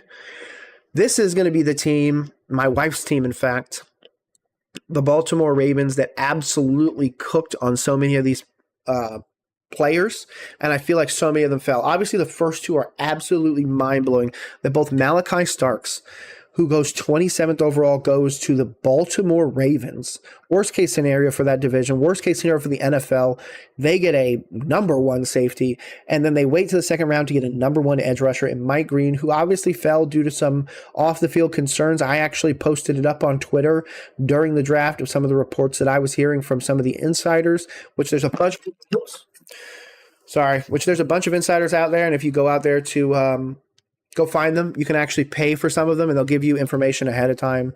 I do have one of those services where I'm able to get stuff. I was actually getting draft picks early. In fact, I was on Blitz Sports Media. Shout out to them. They are absolutely amazing. Go check them out. And I was actually leaking the picks a little bit too early, so I had to stop that. But regardless, there's so much opportunity out there, especially with this one. Buchanan, Vincent, Coney, Loop, Wester, Peebles falling to them blows my mind. Garrett Dellinger falls that far, kind of crazy, but you do get two offensive linemen that actually work together in Emory Jones and Dellinger, so that long-term chemistry should be much easier for you to harness. On top of that, you invested in three offensive linemen between Jones, Vincent, and Dellinger, so you're really, really doing it to help out long-term. They took a place kicker. Interesting. In the 6th. Okay, cool. Whatever. I mean, that kind of sucks to these guys that got picked before a place or after a place kicker, but whatever. Again, this is a stellar draft. My wife is going to be over the moon when they end up going to a Super Bowl or something like that. Lions. This one is the one where I felt like they messed up. The reason why I say that is because you know who goes in the second round over Tyleik Williams? A little guy named Donovan Ezeraku. Why don't you pair him with Aiden Hutchinson? And you could have really done something. Obviously, Tate Ratledge, solid guard long term. Okay, I see why you didn't, because you went offensive line, because you lost both your offensive and defensive coaches. Okay, I see what you did here. You went big, strong guys to really help you out. Okay, so Tyleik is obviously going to take up the center. That's your pick. Okay. You take the guard of the future in Tate. You take the wide receiver of the future, who I'm a big advocate of, Isaac Tesla, 6'4", 212. Yeah, dude's got some burners on him. He may be ranked 17th at position, but he is not going to be ranked 17th best wide receiver out of this draft. It'll be considerably higher. Top 10 for sure. So if you see him in fantasy and you can get him late, go get him. Miles Frazier, again, I like. Work on that offensive line. I don't care what anybody says. Ahmed, I'm not the biggest fan of, but Boise State, I guess you're really hoping on potential, but in the 6th rounder, it's just whatever. Dan Jackson, that safety, played at Georgia. I like. Dominic Levin, I'm not a fan of. So it's really these first 4 picks that I really like. The later ones, not so much. I'm probably going to be honest. I'm probably going to pick the Lions to not make the playoffs this year. Yeah, I'm probably not going to pick them to win the play or go to the playoffs, and if they do, they sneak in. So for that reason, I don't really love this draft for you guys. Adam Peters' second draft down here for the Commanders. Boop. It's going to be all the way at the end. Josh Connerly, I like, one of the better tackles out of the draft. Trey Amos, I really like. He was one of my top cornerbacks coming out. Jalen Lane is somebody that so many in the Carolina fan base believed in. Kane Medrano from UCLA, decent. Yeah, the 6'3", the frame absolutely blows my mind. 6 defended passes in 2024. Good player, especially 6th round, pick 29. Krosky Merritt, I did not do a ton of stuff on, so I'm not going to pass judgment on him. Hopefully he's absolutely amazing at the next level. This, to be honest, is a A-plus draft in my opinion. This is one of the few A-plus drafts in this. Of course, if Ja'Cory is a massive overdraft, then it might screw up that A-plus, but I'm going to give him an A-plus based on these picks right here. Moving on, we've only got a few left. Let's move over to the Bills. Pretty sure there's some teams I missed as well, so we're going to have to go back and look at some. Maxwell Hairston, of course, because who is the Elam isn't going to work at corner long term, so you needed another corner. You also take Jordan Hancock and Dorian Strong. Ooh, I love that for y'all. Landon Jackson and TJ Sanders I like as well. Deontay Walker, going to be awesome at the next level. Jackson Hawes could be really, really great. I like Chase Lunt a lot. Caden Prather, I haven't done any research on, even though he went to Maryland, and I should know more. 6'4", 204. Doesn't drop many balls and has the frame to compete. So that's a good one. You obviously have a kind of stacked wide receiver room right now, so this is just kind of a throwaway pick, just hoping it's going to be something. So I think that gives you a lot of opportunity, Buffalo, to really turn this around. Especially that secondary, man. Those corners, those 3 corners are going to have to start with you pretty quickly. So, yeah. Now, obviously, the team that just keeps cooking everybody. Where the hell are they? They are the Philadelphia Eagles, which means they are down here. Philadelphia continues to piss off everybody that actually knows football. They get the number 1 linebacker, arguably one of the number 1 safeties. Ty Robinson is a fantastic defensive tackle. I do like Mac McWilliams, but at the next level, he could give some concern. Monda Jr. Smale is what I'm going to call him. Schmale. Monda Jr. is going to be really good, again, playing at Georgia. Did play behind some other linebackers like Jihad. Or I'm sorry, not Jihad. I'm thinking of Jalen Walker, not Jihad. Drew Kendall is good. Boston College, that's a great school to take a center out of. I do like Kyle McCord, but to be honest, he's going to be sitting behind Jalen Hurts, so it doesn't really make sense. 6th round flyer, who really cares? He's going to be your backup quarterback, especially now that Kenny Pickett is gone. Miles Hinton, a lot of people like. Cameron Williams could be good. Again, not a big Texas fan. Antoine Powell-Ryland is another one that a lot of people really, really like coming out of this draft. So overall, I think this is another reload and continue. You don't really need a wide receiver. That's why they didn't address it here, which means you're keeping A.J. Brown. You're just rolling with that, so I like that. And then, of course, the Eagles had traded with the Chiefs to move forwards to grab this wonderful gentleman, Josh Simmons, one of my favorite tackles out of the draft. I think it was absolutely awesome. To be honest, these guys took a lot of the guys that I really liked. I liked Ashton Gallott. I liked Noel Williams. I'm not a Royals fan. Jeffrey Bassa was going to be really good. Brashad Smith. So Chiefs are going to turn this one into an absolutely fantastic draft. Look out for Ashton Gallott. I know a lot of people didn't love him at Louisville, the level of play, which has been my criticism as well. Same thing with Noel Williams, but I really think at the next level, especially in the KC system, it's going to work out fantastically. So for that reason, I'm 100% on board. Let's see some of the ones that we didn't look at. I think there's 1 or 2 teams that traded out. I want to say it's the Rams and Houston. Okay, so Rams go and take Terrence Ferguson, who I don't love for them. Jarquez Hunter becomes the backup down the road. Josiah Stewart, I like out of a solid program. Another Ohio State guy there as well. Ole Miss, Pittsburgh. To be honest, these guys are going to be names that I don't love, but nobody liked Braden Fisk a few years ago. So the Rams obviously know something that we don't. Again, not the biggest Terrence Ferguson fan, but maybe in the Rams system, it might be able to do something more. I just feel like this was a mess up. There's so many. I'm going to have to go and see the undrafted wide receivers that are still left, because if there's some that are still out there, like Elijah Badger from the Gators, I think that needs to be one that the Rams need to bring in. Houston brings in Jaden Higgins. He was one of my favorites. Oh, wow. Lots of J's. Holy jamoli. Jaden Higgins, Ariante Arase, I really like. One of my favorite tackles in the draft. Again, Minnesota, you can't go wrong. Jalen Noel, so many people loved out of Iowa State. Oh, they took both Iowa State receivers. Interesting.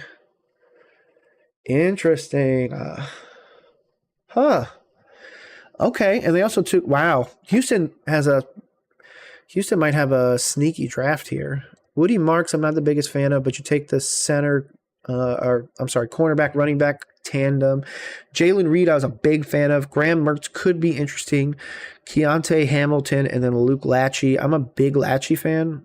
Lachey, whatever you want to call it. So overall, I like this for y'all. This actually ain't bad. You really get wide receiver and everything like that. I really feel like you should have spent more in the offensive line, but maybe that's just me. You're taking Irisay to take over the position that you let Laramie Tunsil go, or traded him to the Commanders, I mean. You add the wide receiver help because you obviously lost Diggs, I'm pretty sure. Let me just go pull it up. We also close out of that since we are all done pretty much with the draft. Depth chart. Nico, I think he's hurt, isn't he? Christian Kirk is out the year. I thought he was out the year, but regardless. Tank Dell's, I'm pretty sure out the year. He blew out his knee. This offensive line, I'm still concerned with long-term. Defense is good. Man, maybe you should have taken another corner to let him sit behind Stingley and C.J. Gardner-Johnson, but I guess since you're paying them, you don't really want to. Your cornerback 3 is Ronald Darby, Jalen Petre, and Jalen Smith. Okay, I mean, this is good. Your wide receiver core is going to go run Nico. If Christian's not hurt, he'll be out there. Higgins and Knoll will do really well. That probably means Mechie or Xavier Hutchinson can probably get shopped. He also is Iowa State. Interesting. Iowa State. They have 3 Iowa State wide receivers, and then John Mechie. Interesting. You know what? To be honest, I think there could be a trade for this man right here with my Carolina Panthers, and we'll give you somebody. I'll give you Adam Thielen. I'll give you somebody like that, but 3 Iowa State wide receivers is very interesting. Very interesting. Now, obviously, the last thing I want to go over is just our division one more time. Again, Tedero and McMillan for the Carolina Panthers. WWW pick. Scorton's going to be good if the system can work around him. I do think Princely's going to work no matter what. Trevor Etienne, again, not the biggest fan, but given that Rico Dowdle's most likely a 1-year rental, I can see that Etienne's going to be that running back 3. If somebody like a Chuba Hubbard was to get hurt, he could obviously go in there and support that role, so I like that. Lathan Ransom was one of my favorite safeties out of the draft. I understand he's mostly a downhill safety, but at Ohio State, he just wasn't asked to play coverage a ton, so I think he still can do that, but the transition might be a bit tough to start. Cam Jackson, I really like in the center. Mitchell Evans, great blocking tight end, also a great safety valve, and of course, Jimmy Horn Jr. I'm super excited to have him. I had him mocked to Carolina as much as I physically could. And if you checked out my live streams, every time I had a 7th round pick for Carolina or a 6th round pick, it was Jimmy Horn. So I'm happy with that. Obviously, Atlanta gets Jalen Walker, James Pierce, Watts, Bowman, and Nelson. Again, I think this is an absolutely stellar draft. Being in division, getting Jalen Walker is not the best for the Carolina Panthers because I do think he's going to have a chip on his shoulder that he's going to want to feed off of. Now, when we continue down the road, James Pierce, of course, I love. Xavier Watts, awesome. Billy Bowman could be good, but Watts is going to get the start. Jack Nelson is going to be a great tackle for you guys to develop down the road. So in division, it's already tough for Carolina because of what was added. Now, obviously, as we go down here, there's the New Orleans Saints. Kelvin Banks, fantastic offensive tackle. Really couldn't have gone wrong with that. Tyler Shuck, you guys absolutely messed up with. I do think this could be the reason for the tank. If Derek Carr isn't good enough, roll Tyler Shuck out there. Oh my God, we didn't pick the right quarterback. You end up back in the draft next year, and hopefully you end up with an Arch Manning, which again could really suck for the division. Vernon Broughton out of Texas. You're just trying to shore up that center, even though it's not a position of need at the moment. Sanker, one of the highest rated safeties in the draft, so that's an absolutely solid pickup. Stutzman out of Oklahoma. again, another good pickup, even though I'm not a big Oklahoma defensive guy. Now that they're in the SEC, it's going to have to change, or at least my mind's going to have to change. Quincy Riley, same thing. I'm a big fan. Devin Neal, so many people love. So this is another pickup in division that absolutely hurts the Carolina Panthers. And I say hurts in a way that they just added so many dynamic players to the Saints that we just can't ignore it. They absolutely upgraded. And then, of course, the Tampa Bay Buccaneers, who, in my opinion, upgraded as well. Double wide receiver, double corner, double edge in this draft for the 6 picks. Emeka Egbuka and Tez Johnson at wide receiver. Emeka is going to absolutely be able to come in there and change life for Baker Mayfield at quarterback. Benjamin Morrison, another one, cornerback on the outside from Notre Dame. Cannot say enough good things about this guy. Jacob Parrish, another one. David Walker, Elijah Roberts, and then Tez Johnson. I'm not a big Tez Johnson fan, especially given his size, weight, and overall 40 speed. At 154, he had a 4.51, so that's not the greatest, but obviously the hopeful high-end speed is going to help that out. He's also most likely going to be wide receiver 4 or 5. You got to remember on this team you have Mike Evans. Chris Godwin left, I think. Did he stay? No, he signed an extension and stayed. I'm going to go with that. Yeah, okay, good.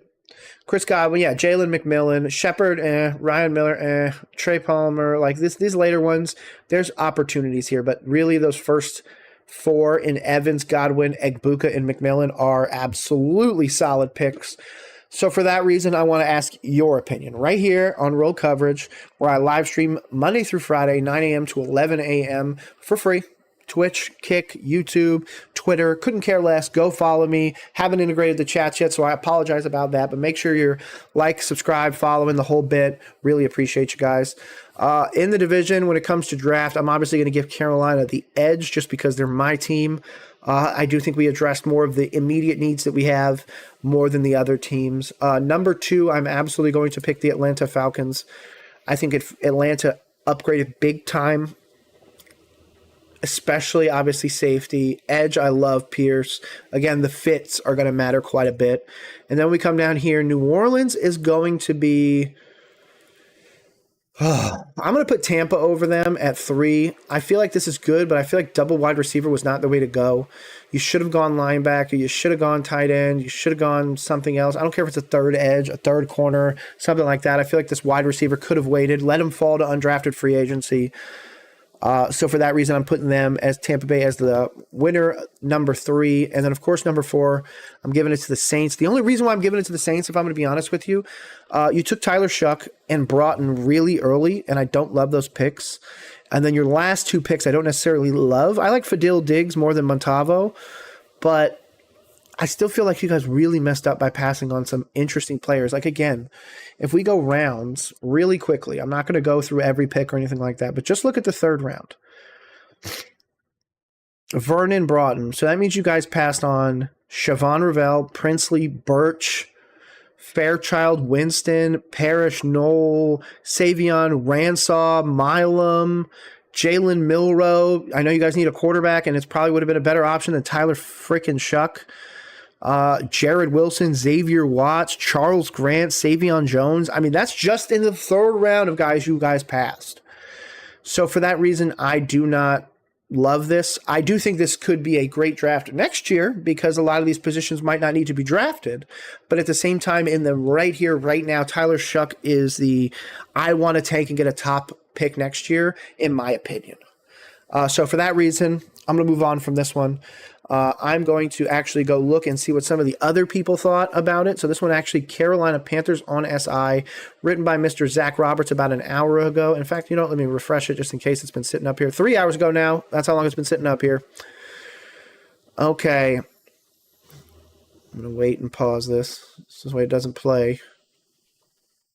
Boom. Okay. For the most part, the Carolina Panthers made most of their final moves of the offseason over the weekend.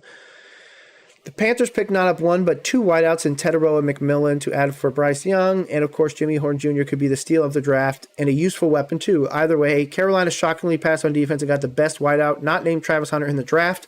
I'll push it back big time on that. He is a better wideout than Travis Hunter, period. End of story. It's not even going to be close. When we look at the end of this first year, we will say Travis Hunter is not cornerback one in this draft. He is not wide receiver one. You've drafted a middling wide receiver and a middling cornerback that just happen to play the same position, or be the same person, I mean. I couldn't agree with this one more. Xavier Legette is a big down candidate. We traded into the first round last year, which is, again, why I was giving massive pushback on Dan Morgan still. We went up there thinking that this guy's going to be that dynamic X down the side, and he's not going to be that anymore. He's going to be wide receiver 2. There's a world where he's now wide receiver 4 on this offense, is a direct quote from Carolina Panthers on SI. I don't think that's going to be the slide. If he's not wide receiver 2, then this is a massive bust pick out to, if I'm going to be honest with you. But he's wide receiver 2 on the depth chart for me right now. I can't put him any lower than that. If he's any lower than that, we are admitting that that first round trade up in 2024 was a big mistake. Icky, obviously, we're committing to him. We didn't take another tackle, so we're not immediately putting somebody up there behind it. His stock is meant to go up. I think that the addition of Teterow is going to make Icky's job a lot easier. He's not going to have to hold the blocks as long, so we're going to see a lot of improvement in him. Whether or not he's the tackle forever is something completely separate, but we obviously pick up the 5th-year option to keep him on this team and, again, keep that core of this offensive line together. It's now the second year where they've all played together. We've still got some depth issues there, in my opinion, even with guys like Cade Mays and, God, what's his name? I can't forget the other guy's name who's coming to mind. But anyways, yeah, we don't really have the depth there, so that's my opinion. I really would have liked a tackle or some more offensive line help long term, just because our guys aren't going to be there forever. But I guess that's what we're looking at in the next draft. So expect offensive lineman or defensive lineman in the next draft. Jonathan Brooks, I agree, takes a big hit with Trevor Etienne coming back. Obviously, this is his second ACL injury in 2 years. We are obviously continuing to figure out whether or not Brooks is going to be the long-term option, but at the age of 21, coming off of a second ACL tear, we are really, really hoping that his recovery is one that explodes, if I'm going to be honest with you. With Etienne out there, I think he could do really well. Chuba's going to be the running back 1 moving forwards, Rico Dowdle running back 2, and then, of course, Trevor Etienne running back number 3. With Jonathan Brooks out, of course, this entire season. Moving into next year, I'm expecting Rico Dowdle to either walk off into the sunset or us tag and trade him, do something to try and retain some value, or, depending on how the season goes, trading somebody like Rico Dowdle in the season to another team that might give us a little bit more before he just walks out the door. Obviously, you're not going to have 4 running backs moving forwards. You just paid Chuba. You signed Jonathan Brooks. You just got Trevor Etienne.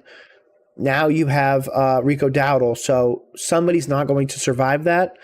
Whether or not you just say, hey, put Jonathan Brooks on the PUP list, which is most likely what he's going to be the entire season, he's going to be out. So while he won't count this year, he's going to count next year. So, yeah, I'm kind of torn there. Up Dan Morgan, second-year GM. I do feel like he aced and filled so many players. 2024 Carolina Panthers draft. This is my biggest concern when we just keep giving him a massive win. When we go back and look at this draft, yes, it's an up year. You know what? Before I say this, it is an up year for Dan Morgan, given what 2024 looked like. Maybe 2024 was the year where Dan Morgan was really getting more input from David Tepper. And if that's the case, hopefully it comes out at some point just where I can give Dan the credit for this draft and absolve him of the 2024 draft. Because if we really look at it, my wide receiver that I took in the first round is now my wide receiver 2. According to them, could be up to wide receiver 4. Jonathan Brooks played 9 or 10 snaps or something like that in 2024 before re-tearing the ACL. So that's another failed pick. Trevin Wallace is a good linebacker, but he has a lot of issues. His biggest concern coming out of college was that he wasn't able to identify things at a high level, especially at NFL speed, which we've seen so far. Josie Jewell is still starting over him, though we didn't take a linebacker. We're going to have to figure that out moving forwards, period. Trevin is not the future as of right now. Right now, he's linebacker 3 on a team with only 2 linebackers. Jatavian Sanders, again, what do we do in this year's draft? Down Tommy Tremble because we picked up Mitchell Evans. So we took another tight end.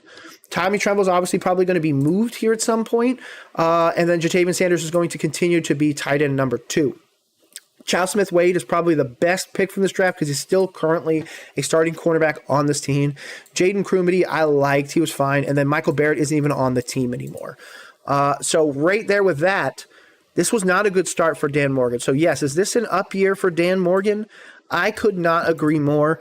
But I really need to get some clarification on that 2024 draft before I just say, oh my God, he's doing so perfect. This year, considerably better than last year. Let's see what it looks like in 2026.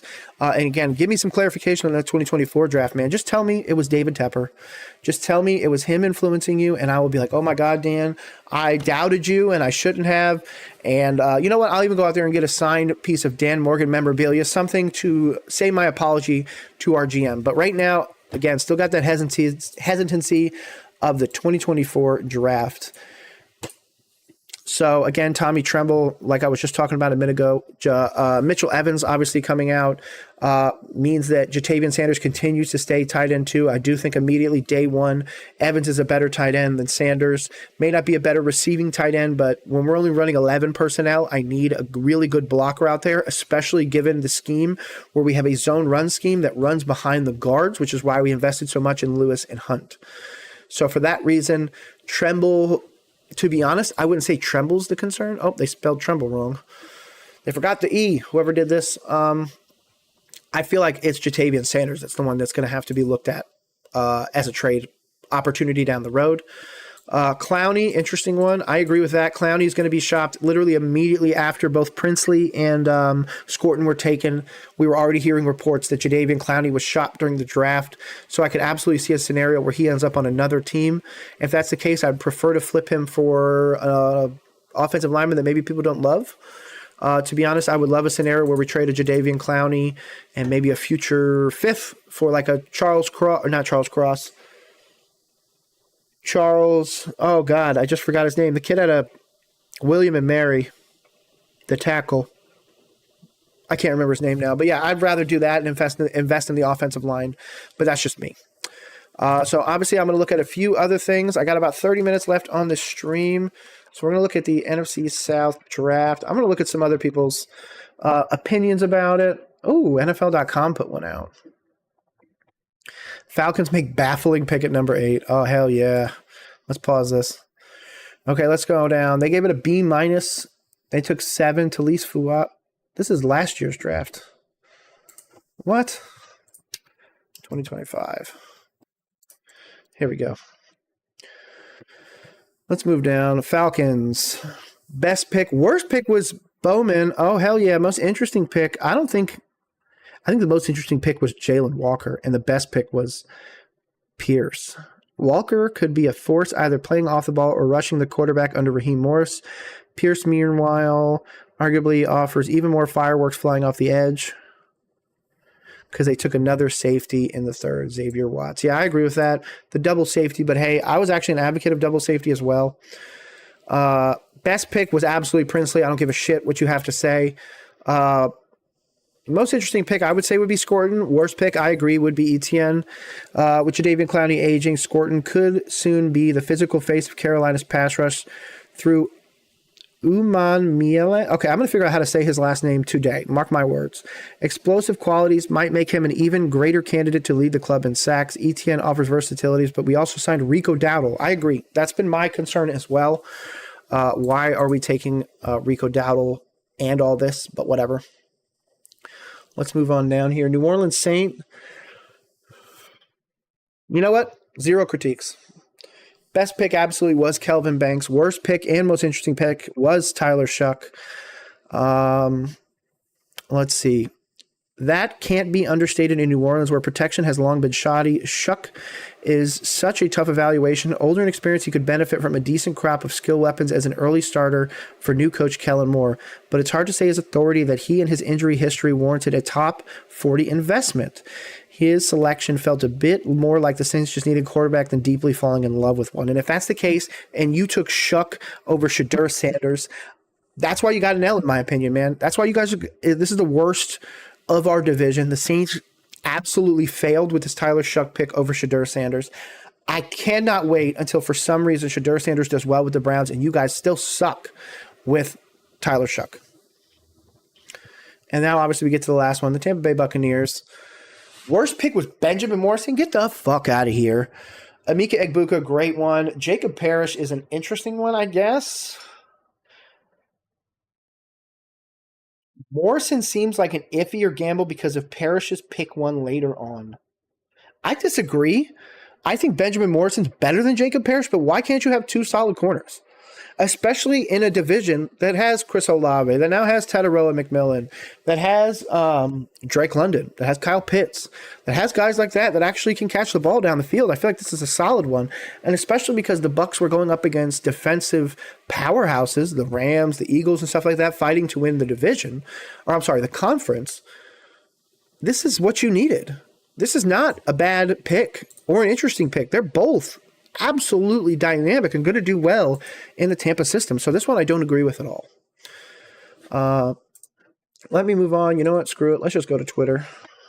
Boop, boop. Let's go check out our peeps. Let's see what everybody's saying. Let's see what Shefty said. Oh, I don't even know what this is, but AAA. Oops. I don't know what the hell that was. Oopsie. Cool. I got to verify I'm a human, I guess.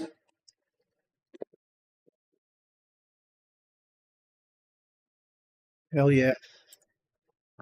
My account has been locked. Oh.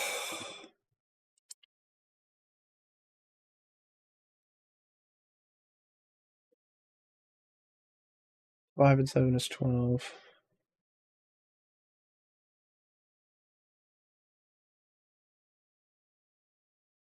W. Let's go. I'm a human. Whoop, whoop. Continue to X. Whoop, whoop. You know what? I'm going to look at a few different people. I trust a lot of people in this fan base. One of the ones that I trust more than anything is Edgar. Edgar Salmingo, a.k.a. Panthers analyst on Twitter. Of course, it does not click his name. Absolutely amazing. If you're a Carolina Panthers fan and you don't follow this man right here, I don't care that there's anybody else on this app. This is the dude you follow. Period. Okay? Let's get down here. Great draft guide that he's created with the help of a few other people, so make sure you share the word with this one as well. I'm actually going to bookmark it now that I realize that I haven't. Let's see this one. 111, 70, 921, and 6. Mike is one of the most trusted in stat prediction, finishes rookies that fans will be happy. I agree. In fact, let's look at NFL rookie wide receiver numbers all time. So if that's the case, oh wow, he's just outside of the top 30 probably. Let's see if they got, I want somebody that actually gives me all of them and not just some of them. 23 touchdowns is insane, by the way.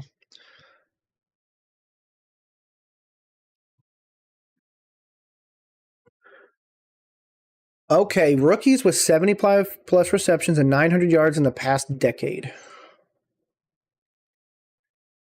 75 plus receptions. So, interesting one there. Wow. That's a really, really cool stat there. One of the most central takes in building dynasties is that stud wide receivers after their first year are undervalued. They almost continue to rise in value and produce more than their price if you buy after their rookie year. Look at the set of wide receivers to go for 900 or more in their rookie seasons over the past 5. Every single one of those guys are worth buying after their rookie years, and maybe with the exception of McLaurin. But if that's your miss, that's a pretty acceptable miss. Austin Eckler, a 28-year-old running back, was ranked similarly to Olave Wilson last season on KTC. It's the largest reliable inefficiency in dynasty markets, in my opinion. Wow, wow, wow. So if you would have gone back there, Debo, McLaurin, Metcalf, wow. So this is a solid thing to look out for every single year. You know what? I'm going to screenshot this. This is going to be something I need to do some more research on. Shout out to the Sauce Possum on Twitter, or on Reddit. Interesting. Okay, let's move back over here. So I really like this. That gives us so much opportunity there. Again, this was something I shouted out at the very beginning. We are criticizing PFF all year long, only to get an A+, and now everybody is shouting out PFF, so kind of funny.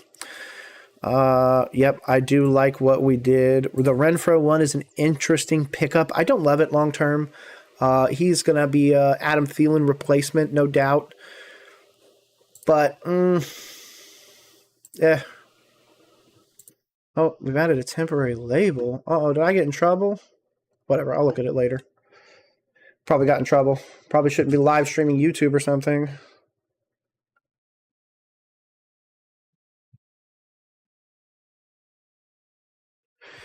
Oh, wow, Twitter went down. It didn't put me back up on Twitter. Interesting. It says it's not live. Oh, it is. Oh, whatever. It doesn't say it's live on mine. Okay, all goats. I agree, Mr. Willie. Shout out, Mr. Willie. Princely getting the number 1. We haven't announced numbers yet, which I found out. So number 1 would actually look pretty sick. Shout out, Madden. I'm down. I'm so down. The league, just like Bryce Young, get this demon. We just got Mike Evans and Tyreek in the same draft. Man, I want people to stand on business. If you were actually on Jimmy Horn early, make sure you put it in there, man. So many people are now claiming that Jimmy Horn, I mean, look at this. Tyreek? I don't know about Tyreek, bro, but Jimmy Horn's got something. He's got the juice. I'm just not sure if it's Tyreek juice. Oh, Montravius Adams just got released. Let's see what else is up here. Hey, shout out to them. Commanders coming back. Yep, we did go out and get Renfro, even though I'm not the biggest fan. Oh, Shams throwing it out. Let's see what he did. Come on, Shams. I mean, it could have been so much worse. That's not the worst. Yeah, that's good enough, Shams. Good enough. With the Jacksonville Jaguars. Oh, wow. Emmanuel Ogba. Emmanuel Ogba is signing a 1 year for the Jags. The Jags are going to go to the playoffs for sure. So that first round pick might actually work out for them. This whole Falcons thing, I'm not sure if you guys have done any research on it. Apparently, Jax Ulbrich, which is Jeff Ulbrich, the defensive coordinator for the Falcons, he had a tablet open, and it had Shedur's draft number on it. So his son wrote it down or took a picture of it, then used it as a reason to prank call Shedur on the draft night. Then whoever was in the room with him decided to post the video, or somebody had it. However, maybe he posted it on Snapchat or whatever, and somebody recorded it. And then, of course, it gets out. So in my opinion, they're continuing to will not take any action against them. I personally would take a draft pick away from the Falcons. Obviously, I'm a Panthers fan, so that would benefit me as well. But I mean, in general, this is not something that can be allowed. The way that we are treating Shedur Sanders, or the way the media or some of these teams have treated Shedur, if you don't like him off the field, then don't like him off the field, just don't take him. But when you're anonymous sourcing ahead of time, saying that he's garbage and all this other stuff, unless you're willing to put your name on it, shut your mouth. I'm going to be one of those people that says if you're an anonymous source and you're putting it out right before a draft or something like that to hurt somebody's draft stock, Tom Pelissero should air your ass out. He should not have allowed you to be an anonymous source in something like that.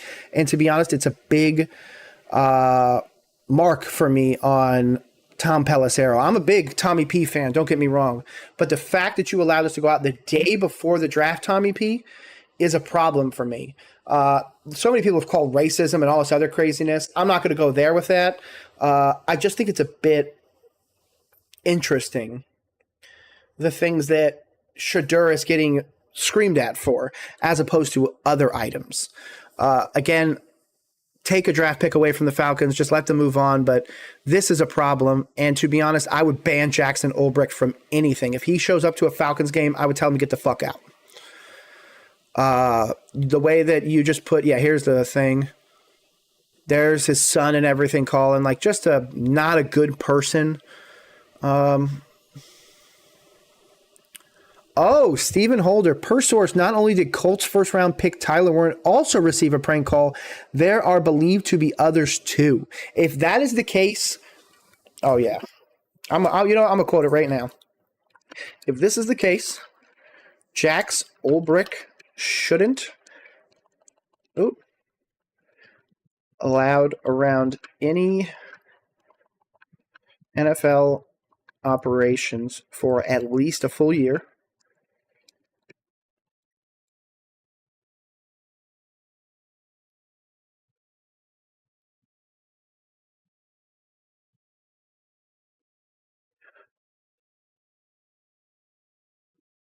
Yeah, this is some bullshit. I'm sorry. I normally don't like cursing on here or anything like that because I want this to be a family-friendly thing, but that's absolute BS. Especially when you're a coach's son, you're being a little bitch about it. Okay, so they are so they'll be at the White House today. Interesting. I thought they were saying they weren't going to go to the White House, but maybe that's just me. You know what? I'm actually going to go over here. We're going to go Carolina Panthers. Let's go check out the Carolina Panthers latest. Let's see what people are talking about. Let me go in there, comment. To shout out to all my Carolina Panthers fans. One of the things I always want to make sure to say to everybody is hashtag keep pounding. I'm so excited for this season. I've obviously had so much hesitation. The 2023 year was a tough one for so many. I obviously lost my coach that I wanted. But hey, we gained Dave Canales. And if you haven't checked it out, I did a 9-part. I almost put up 10 fingers. 9-part Who is Dave Canales miniseries, where I went through interviews. We even went so far back as to find a video from him where he did a faith-based football camp where he was talking about stuff. Something that I think still continues to linger with this franchise. Faith is a big part of this franchise. I think it should be one of those things that we should just bring back. What is it? Family, faith, football, something like that. We need to bring that back to Carolina. I think it was more of a Mississippi, Alabama thing, but at this point, it seems to be in connotation with Dave Canales and everybody's picking. If you're a big Jesus guy, you get a little bit of an edge when it comes to the Carolina Panthers. When it comes to this, I wouldn't mind either. I want a vet in there helping these young guys. Yep, that's what I want. I think you're making a Discord that we can all take and connect to the community. If I made one, would you join? Sure.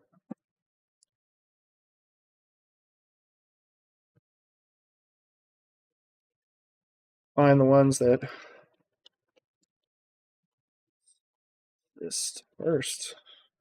Yeah, I mean, would I join one? But like they said, there's probably like one for everything. Like just like me, I'm not going to start a roll coverage Discord. Absolutely not. Never going to happen. Just don't care about it. I think Discord's a super awesome place, but I'd rather you guys go into other communities. The Carolina Panthers is not about insulating ourselves. I don't want you to just come here. Go see places. Cardiac Panther. That's another great one. I'm a big fan of his. I should be following him unless I just... Nope. You know what? You're getting the follow right now. If Panthers are going to compete for championships, they still need star players, but they also need solid starters up and down the roster. I think the 2025 has a bunch of starters to build with. You know what? I agree. I would agree, and it's a massive upgrade over the 2024. Dan has improved his skills, and even I have to accept that. I'm going to put a bow emoji. He deserves it. Dan Morgan, you did good in this one. I'm always going to use the Nick Cage one because I think it's hilarious. Let's go. Let's go. Okay. I see all this hype around. Again, I'm another big fan of that number 1 jersey. So anytime I see this, it's going to get a like. I see all the hype around our receivers recently, which is great, but nobody seems to be mentioning Kobe Hudson. Dude is a beast, and he's 100% shot at that 6th spot or even higher. While I would agree,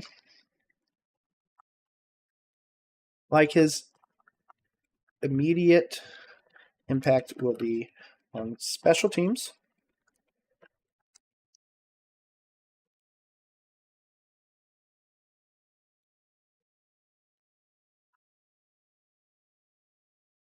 Akin to ISM.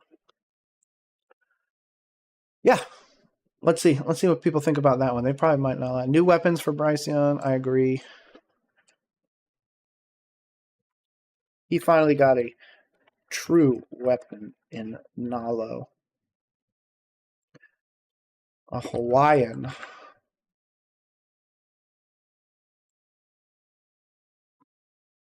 I also think it's really cool to draft Hawaiian players. I think they're really dynamic. I remember Mariota back in the day. I thought he was a really cool player.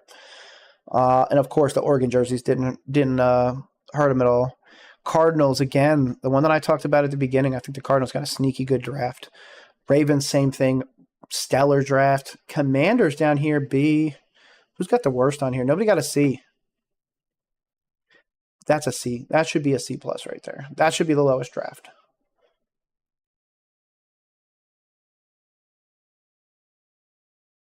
Saints got a C plus, in my opinion. Oh, what's this?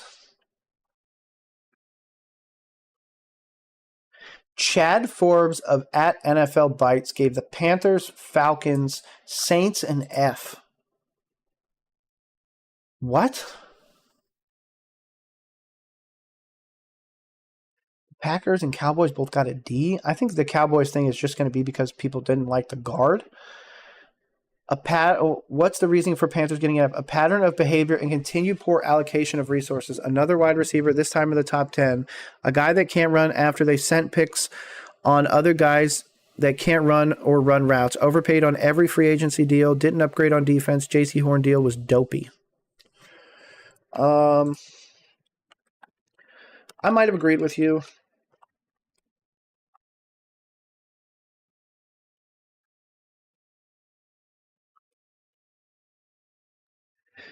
An F in division shows a bit of bias, especially given that they took a wide receiver with their first round pick. That's okay, but Carolina can't? Yeah, that makes no sense to me. Overpaying is how bad teams get players, by the way. Yeah, this is confusing to me. Hater. Yeah, we're going with that one, with the Stephen A. I don't know why I didn't click it. Yeah, I don't love that. The fact that you gave everybody in division an F kind of blows my mind. And in fact, we're going to go back here and I'm going to screenshot it just so nobody can say that they didn't say it. Building out a little bit of a screenshot. We'll say repository. So hopefully you guys aren't going to get caught up in that repository. The secondary is still very suspect. I don't disagree. I feel like we still need a coverage safety, but we're probably going to try and get it in like a Justin Simmons or somebody like that. Jacoby Kobe, no. I do agree that 6 wide receivers make the list. I don't think it's going to be Jacoby or Colby. I think it's going to be Jacoby or Kobe. I do think it's going to be somebody else. I think it's going to be a Renfro. If it's Kobe or Jacoby, it's going to be in a special teams capacity, like I've said. I do think Horn beats out both of them. So, yeah, this is a pretty – I like this a lot. Good job. Yeah. Adam Thielen, this is probably his last year with the team, even if he finishes the season. T-Max, wide receiver 1. XL's a clear 2. The Joker, Coker, is number 3. Again, if Thielen stays on the team, he'd probably be 4. Jimmy Horn, burner, so you're kind of wanting to throw him in slot and help out where you can. So I like that quite a bit. I do like this guy as a linebacker. A lot of USC guys kind of go under the radar. That's why I was a big fan of Jonah Monheim, the center, but obviously he goes to a different team. You show up, you show out and produce, then you'll earn yourself a spot for whatever it's worth. I love it. Make these guys work for a spot, then reward them. If that's the case, Xavier possibly being wide receiver 4 on this roster might hurt the team's image even worse. I think XL and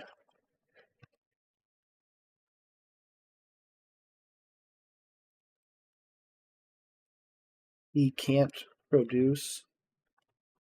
He shouldn't start.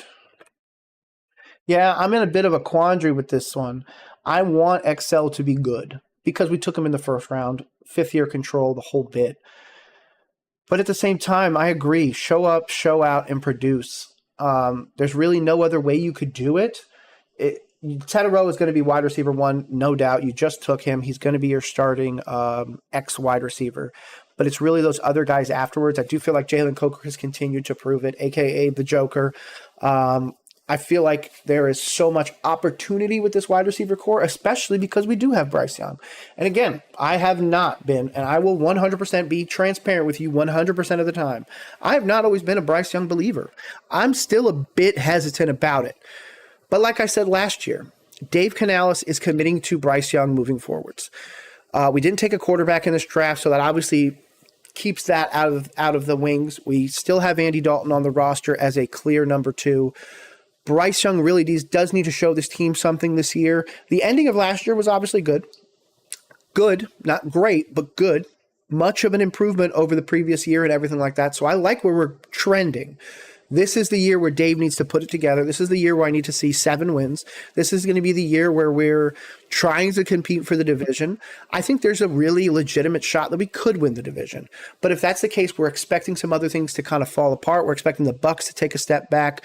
We're expecting Tyler Shuck to be the quarterback of the Saints. And again, we're expecting the Falcons to not be able to generate a pass rush and put Michael Penix in a scenario where he's not going to be able to deliver the ball the way that he was able to do in college. So we're really hoping that some of these offensive lines don't stay together. We're really hoping that some of these quarterbacks don't work out at the next level. So with that, I'm going to say we're competing for the division this year. 6 wins might be competing, given that the Saints might win 2 games. But I think that's truly just because they took Shuck to tank in this next draft to really hope and try and get somebody next year. That's my opinion. I feel like the tank is in with the Saints. And absolutely nailed this draft. I agree. He deserves the credit of 2025. Absolutely. 2024, we have a separate thing, but hey, this is all about positivity right now, so shout out to them. Pay him whenever, man. I don't care at this point. We've got hopes and dreams out there, and that's it. I like Blackman a lot. Julian Blackman could be an absolutely dynamic player on this team. Whether or not he's going to make it to us is something completely separate. He's probably going to go out there and ring chase. I like it. While I like it, I would probably just put Ransom in coverage instead and develop him long-term while allowing Morig to play downhill. Trevon Morig.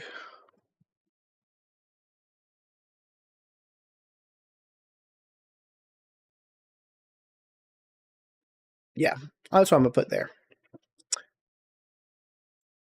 To be honest, it's going to be all of our later guys. Kobe. Yeah, ETN might do it. It's going to be all those late guys. Hunter Renfrow maybe might take some punts. Oh, Fresno State. I like this kid. I felt like linebacker was a draftable position, but Tua CV could be a solid player behind both Jewell and Wallace. Yeah, we're going to need depth at those positions. Again, I'm not a Wallace believer, so that's a bit hard for me to believe in. Again, I'm just going to keep liking all these Renfrow posts. So many people seem so happy that Renfrow is here. Carolina, yep. Give me Blackman. Panthers plug. We've got this room to the point where I can see the possibility where this guy who's super valuable at things like this doesn't make the team. That's how much young, talented pieces this front office has put into this room to be an interesting summer, to say the least. I would agree mostly. Good post. Bryce stat line. Oh, I'm saving the shit out of this, Mike. I'm sorry. There's no way. No way. Okay, I'm gonna. You know what? Way too early.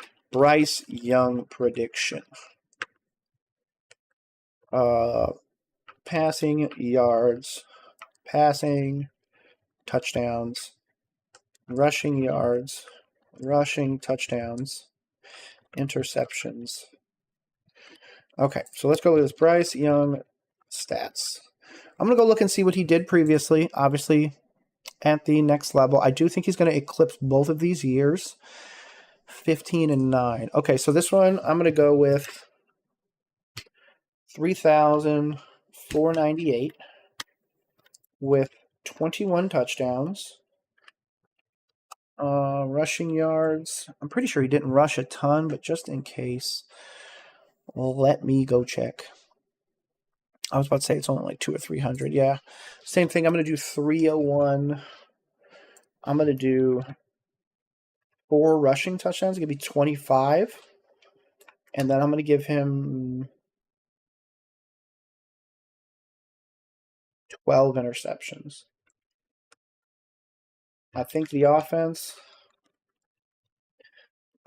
is mostly going to run through an intense run game. So ball protection will be key for Bryce.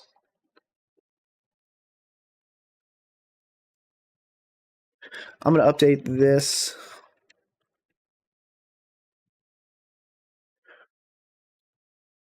Okay, again, if you're a supporter of me and you know exactly one of the things that I do, it is on what's the word that I'm looking for? Substack. I do a Substack on occasion. Just kind of, I'm supposed to be doing it every day, but to be honest, I've been slacking a little bit. I'm going to move over to this one, view my post. Again, not getting a ton of traction, but the Daniel Jones QB ranking method, probably going to change the name of it here soon. I built a whole scale, did everything like that. But if that's the case and he was at 25 total touchdowns, he would have been tied with Jaden Daniels. He is finally exceeding the Jones. I would be happy with that. Obviously, these top 10 quarterbacks are quarterbacks that are continue to do well moving forward, especially in their respective homes. Moving back down, Bryce Young was previously the clipboard king #1 with only 15.63, tied with Drake May. I don't know why it says the Panthers there. He actually plays for the Patriots, but sure, whatever. I don't know why that's wrong. But yeah, otherwise this is a solid list. Obviously, Russell Wilson gone off the Broncos. So there's going to be some interesting ones. I will be updating the Daniel Jones index is what it's going to be called down the road, but I do like this position quite a bit. I think this is a solid place to put Bryce. I think in year 3, this keeps him on the team. This keeps him solidly in quarterback 1. I do think Dave Canales will look at a quarterback next year if that's the case, but it will be a 7th round toss away quarterback because Dalton will most likely either be retiring or just moved on. So for that reason, I'm a big fan of this. Again, yeah, camp bodies. I'm fine with the Hunter Renfrow. Totally fine with Hunter Renfrow. Wonder if Renfrow still has enough juice to make the roster. Again, bringing competition. I'm just going to like all these. He's not playing when it comes to that room. All those things. Everyone's just freaking out about Hunter Renfrow, which, again, I'm not a Renfrow fan. I don't think so.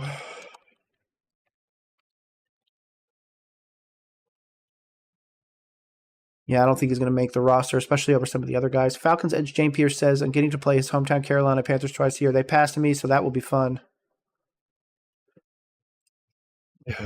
This is not going to age well, buddy.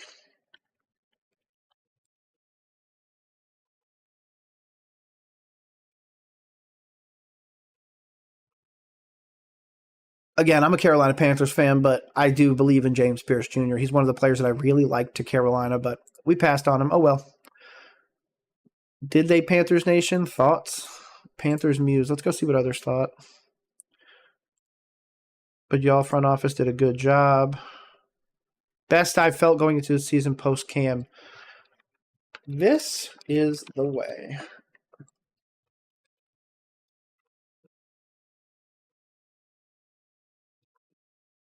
I agree. I think it's one of our better drafts that we've had since Cam Newton. I'm totally fine with that. Congratulations, son. All your hard work has paid off. Oh, shout out. Got the whole state of Hawaii behind you.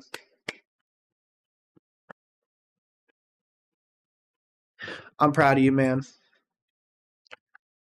overwhelmed to have such amazing person and player on this team. Okay, it is now 11, so I'm going to be wrapping this up here in a second. We'll do a few more, and then I'm going to get on out of here. Hopefully you guys are going to come check me out tomorrow. Again, I'm doing this live stream every weekday from 9 to 11, 100% free, not asking for donations, no anything. If you want to like, comment, subscribe, I sincerely appreciate you. Share it out on Twitter or anywhere else, Facebook, I don't care. Just thank you guys for coming on by.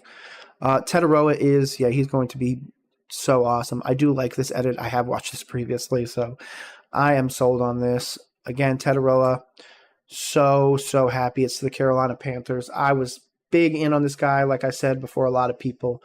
And if you were before me, make sure you put it in there, man. Make sure you tag yourself on Twitter. Tag at Roll Coverage Pod. Tell me when you were in on Tetaroa, because, again, I feel like if you're in on it now, that's fine. But if you were in early, man, we really need to give you guys the credit.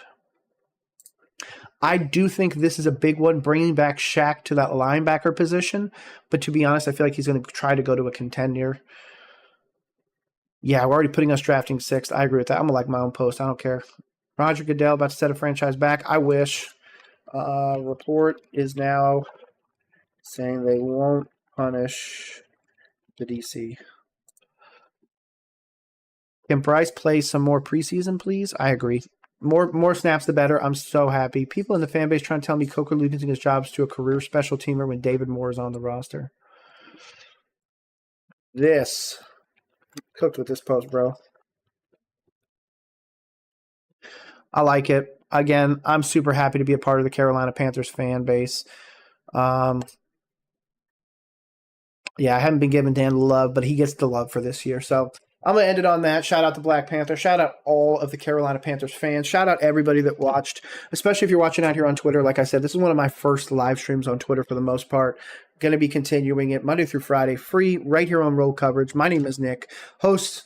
Make sure you check us out. Hopefully you have a great rest of the day. Give me your draft grades below. Peace, y'all. Peace. Enjoy it. Make sure you put your feet up. Have a coffee for me.